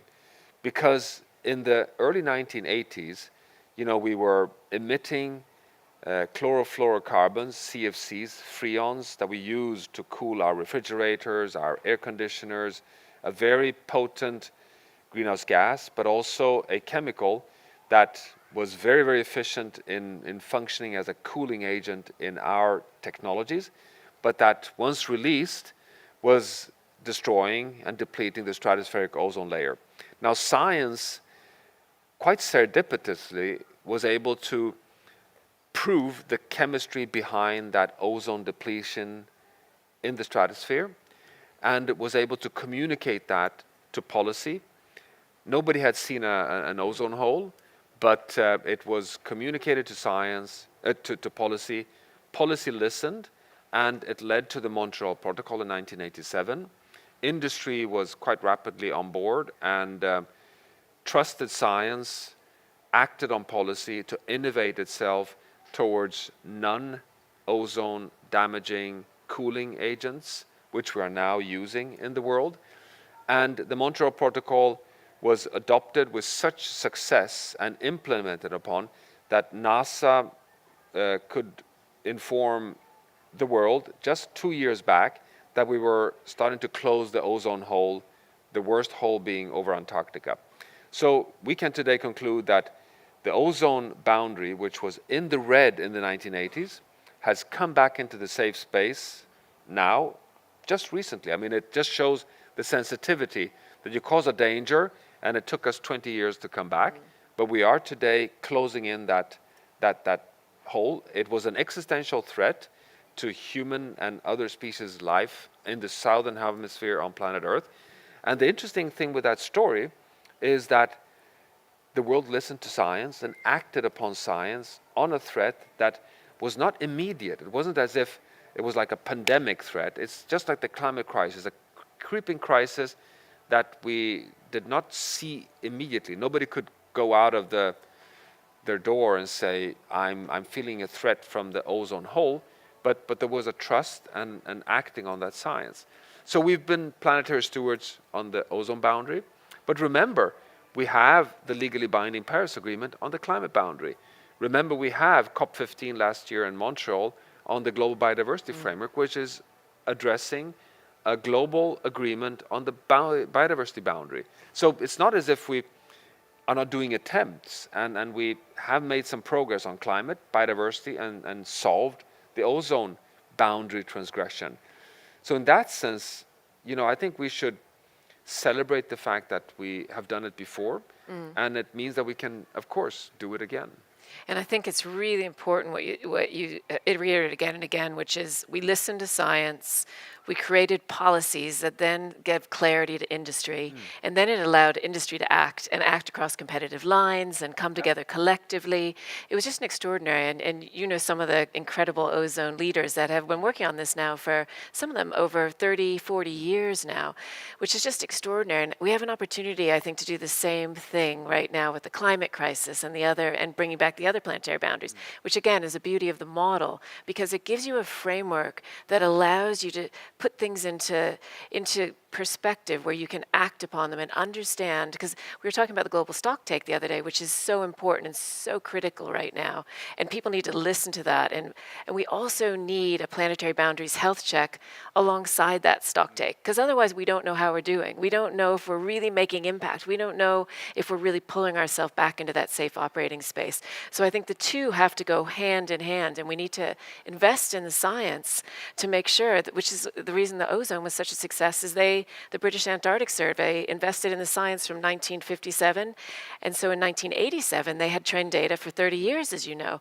and if we hadn't had that trend data, we wouldn't have been able to prove that there was a hole near the South Pole. And I remember the wonderful Robert Swan, who was the first person to walk unassisted to both the North Pole and the South Pole, was under the South Pole or was near the South Pole in 1986 when those three incredible scientists proved the hole. And talking to him, he talks and says that my face was almost ripped off by the ultraviolet light. And he said his eyes actually turned from brown to blue permanently from that damage. And he talks a lot about being the canary in the coal mine for the ozone problem, because he talks about how we would have had to become nocturnal creatures. Our whole food system would have collapsed. And I think we're at that same moment right now of urgency of how we act. And your eloquent framing of science, policy, and industry. And all of us need to figure out how we make that happen.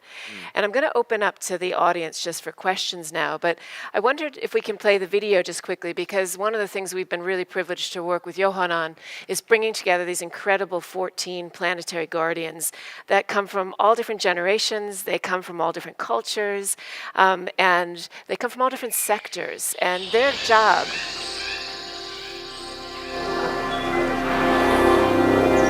Humanity is at a critical juncture. We're in the midst of this unprecedented global crisis. We're at risk of destabilizing the whole planet.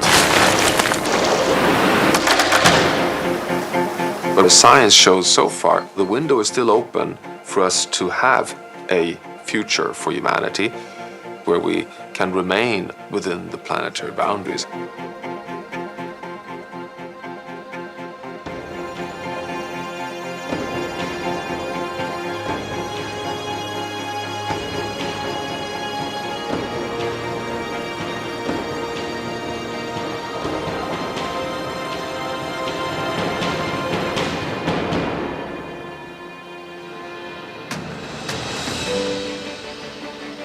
We have to understand what's going on and why. We are moving in the right direction. What the planetary boundaries will do is help us to really gather our strengths together. I want the G20, the G7, the UN Security Council to be guided by the planetary boundaries. Nature is not limitless, and it's a living system.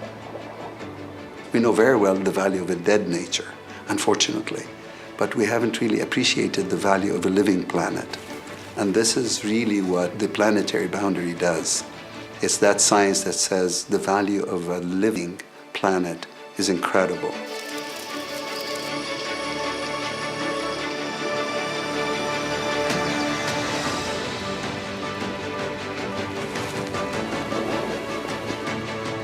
If we don't work together, if we don't cooperate, every country, every region, all of us, we will never achieve the objectives.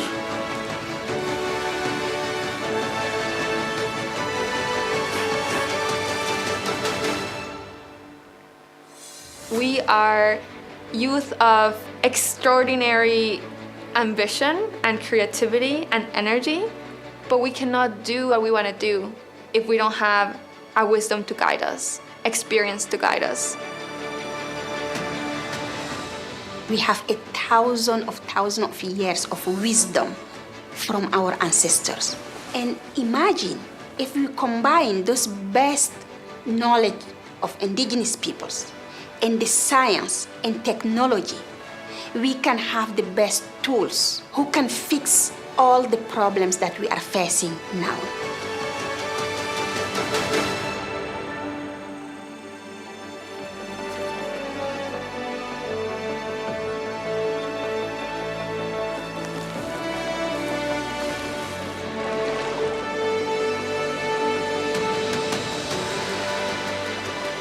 There are so many things that everybody and each of us can do.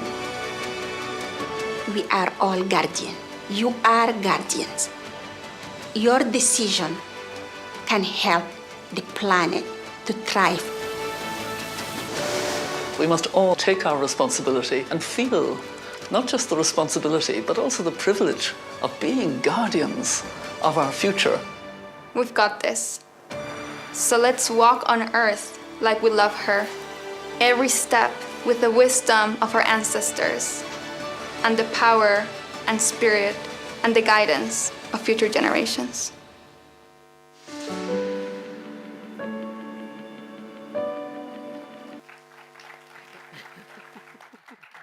It's the first time Johan saw it as well. So hopefully you like it.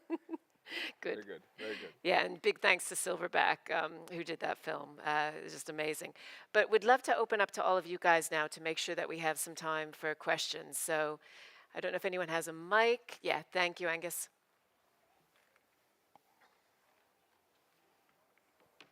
Thank you. So Stephen George, European Space Agency and the Plant-Based Treaty.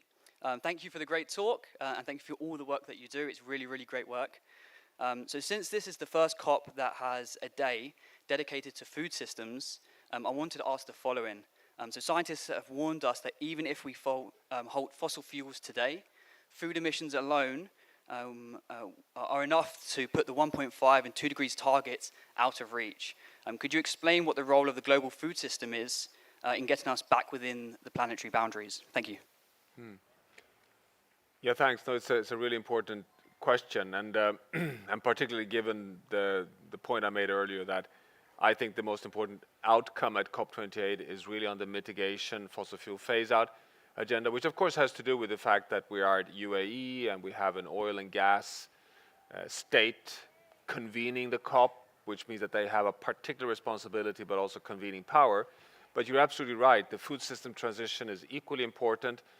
It's really essential that we all are aware that the only reason why the IPCC and the planetary boundary science gives us a carbon budget for a safe and orderly phase out of fossil fuels is that we've already factored in very optimistic assumptions on a food system transition. So the food system today emits, it will be released actually in 2 days' time, the latest version of the global carbon budget. 4 billion tons of carbon dioxide on average per year. It adds up to 10 billion tons of carbon dioxide equivalent if you include the boundaries on nitrogen as well, because nitrous oxide, and then you have the methane part as well. But let's just focus on carbon dioxide for the moment. 4 is emitted.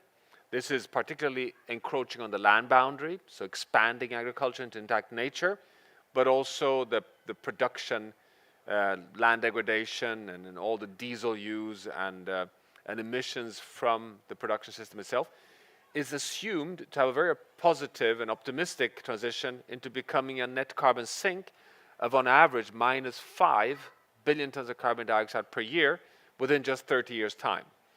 So this is, to your question, this is a major food system transformation. I even call this an agricultural revolution from +4 to -5 in one generation.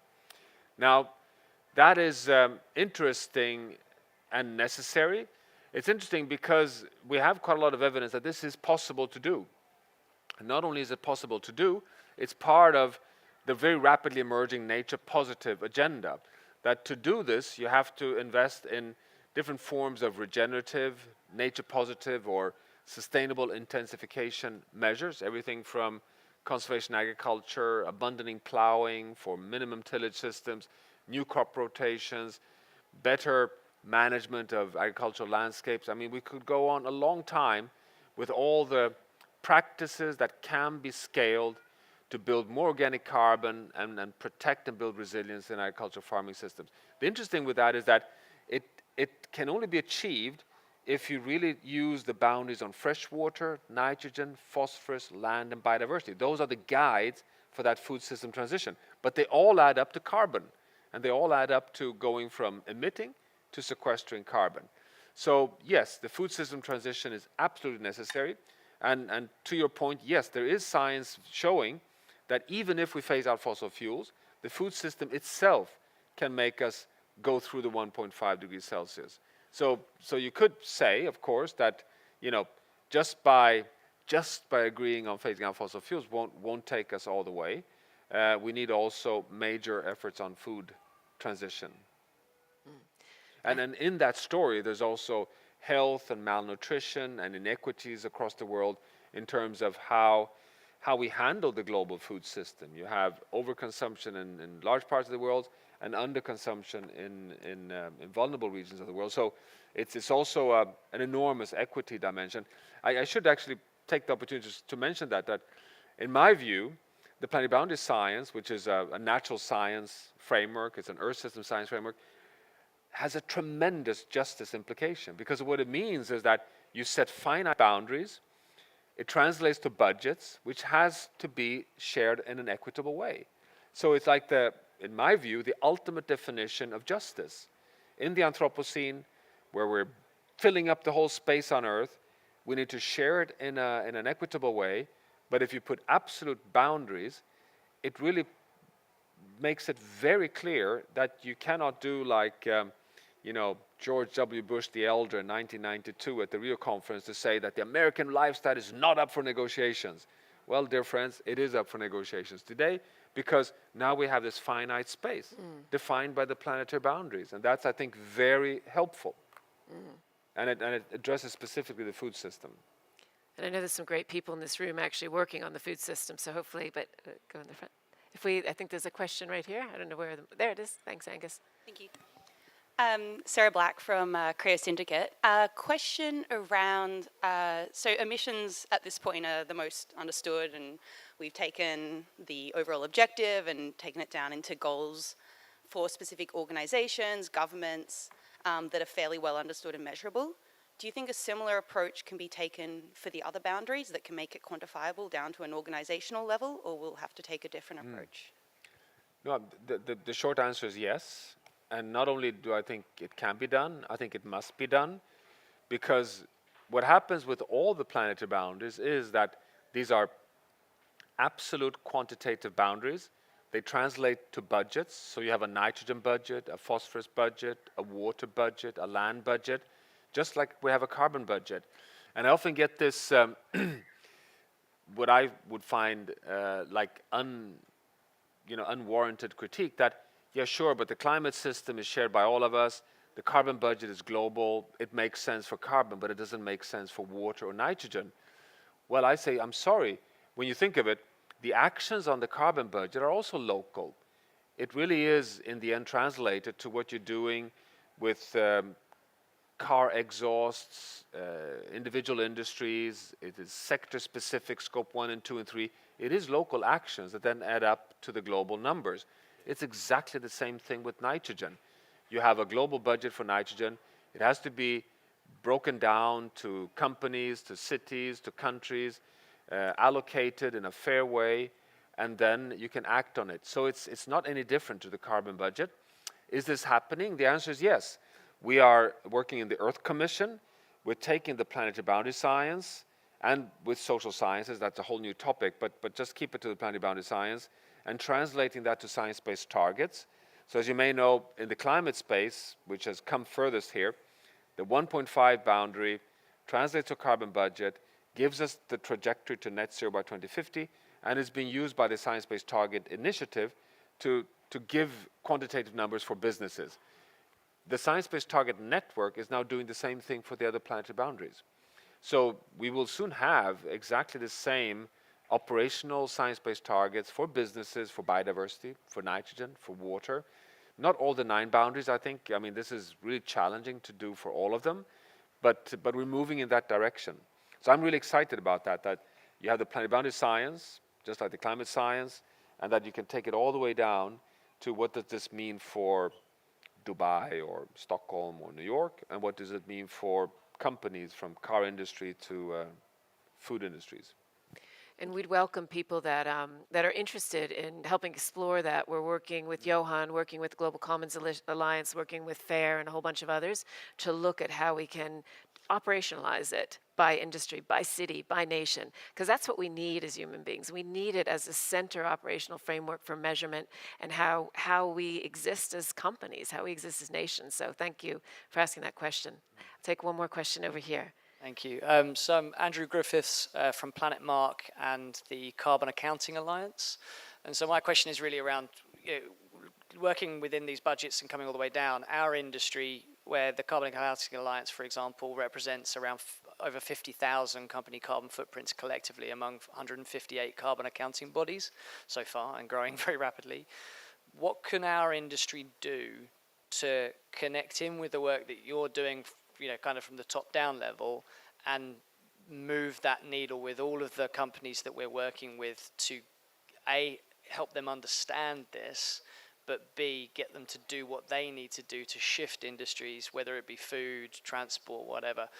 Yeah, how can we support? Yeah, what would you have us do where I've got to figure out how to get this huge cabal of carbon accounting bodies doing something together? What would be the most useful, impactful thing to unlock and help drive forward? Yeah, I think it links to your question as well, that and it's good that you mentioned that, Jean, that I would recommend that companies in a network like this connect to the Global Commons Alliance and interacts with the Science Based Target Network. But then I think it's fair to say, Jean, isn't it, that within the Planetary Guardians, there's such a large enthusiasm with the Boston Consulting Group, and we have Systemic and a group of consultancy-oriented organizations that want to connect the science with businesses in particular. So I think you should also knock. Yeah, I'd love to chat with you, because we're working with a bunch of folks like Omidyar, our network, on doing capital flows mapping on commercial and philanthropic and also public finance. That's another thing we should say. I mean, we have subsidies. It's absurd that we have subsidies that are destroying the boundaries right now. So we need to be transparent, and we need to start shining a spotlight on the absurd as well. But so they're helping us do that mapping. But then we're also working with FAIR and others to do deep dives on, for example, factory farming, on also fertilizer, so that we can operationalize it. And Hero is one of the guardians, and Nyoko and also Ralph Chammy are really excited about how do we value a living nature, because right now we're just extracting. So we would love to have a conversation with you about how we do that and operationalize it in your network as well, because the more people we can partner with, the more exciting it is right now. But let me also just add finally that I think also that what was so a super important help that companies can provide us with is to help us change the whole narrative, because this often comes across wrongly as being an environmental topic or a sustainability topic. It's not. That the moment it docks into companies or institutions or economies or cities, it is really about prosperity, about equity, about profitability in companies. It really docks into security and strategy. I mean, I think the reason why Mary Robinson is chairing or helping us now interim-wise, engaging so much in the Guardians is from a security, from a gender equity, from a well-being perspective. And I think we as sustainability scientists cannot really do that alone. We need help from that to reposition this whole agenda. And I think that's such an important point, Johan, because when we look at that mapping, we see it as an innovation map. Because what was beautiful with the ozone layer, when they pulled it back into the green, they did that by creating new products, creating new services, creating new companies. And now we need entrepreneurs, we need companies to look at this as an opportunity model right now of where can we create business opportunities across these, where can we pull back in. And the thing that I loved about the ozone layer is they also got industries together and worked across competitors to speed the process up. And we don't have time anymore. So we need to start thinking of how do we collaborate across competitive lines to speed the process up. So yes, I'm glad you brought that up because it is something that we're super excited about. We were in a room with a bunch of CEOs the other day, and you can see the lights go on in their eyes when they finally realize we have to start thinking in this way. We can't just start thinking in slices. We have to think in a planetary approach. And I'm conscious we're out of time, and Amber's coming up here right now. But it looks like there's one more question we can take. Okay, thank you. Hi, my name's Peter, and I'm part of Climate Science Limited. We run an Olympiad for youth. And I'm wondering, where does youth fit into this? That's the important part. They're the ones that really have the passion, the intelligence, all of the rest that are taking this forward. Where do they actually fit into this? How do they work through it? Yeah, I'll let you go start, and then I can... No, but Xia Bastida is one of the guardians. But that won't be enough, of course. You're absolutely right. I mean, we want, you know, this is an enormous step change for science. I mean, we're going to go from producing scientific updates every 7th year to now doing a planetary boundary health check every year. We'll be working with ESA and all the big data providers to get measurements of all the planetary boundaries, modeling, analysis every year. It will be just an enormous scientific step change. But the big excitement is when we try to translate this to messages, narratives, stories for the guardians, but also for the world. Yeah. And of course, we love to, you know, ideas of how we can connect with youth, with indigenous voices, with all walks of life to get this new paradigm truly anchored across the world. And so we will do our part in, I mean, that's another coincidence that we have Silverback that has been producing the life of David Attenborough's all films. They are fully on board with us. We have so much interest in helping us to get the science out, but I think we need a lot of invites how to do this. James Cameron from Avatar is also super excited about this. But to your question, one of the reasons, if you looked at the Guardians, almost half of them are young leaders. So we have Jia, we have Farwiza from Indonesia, we have Aisha Siddiqa from Pakistan, we have Hindu Ibrahim from Chad.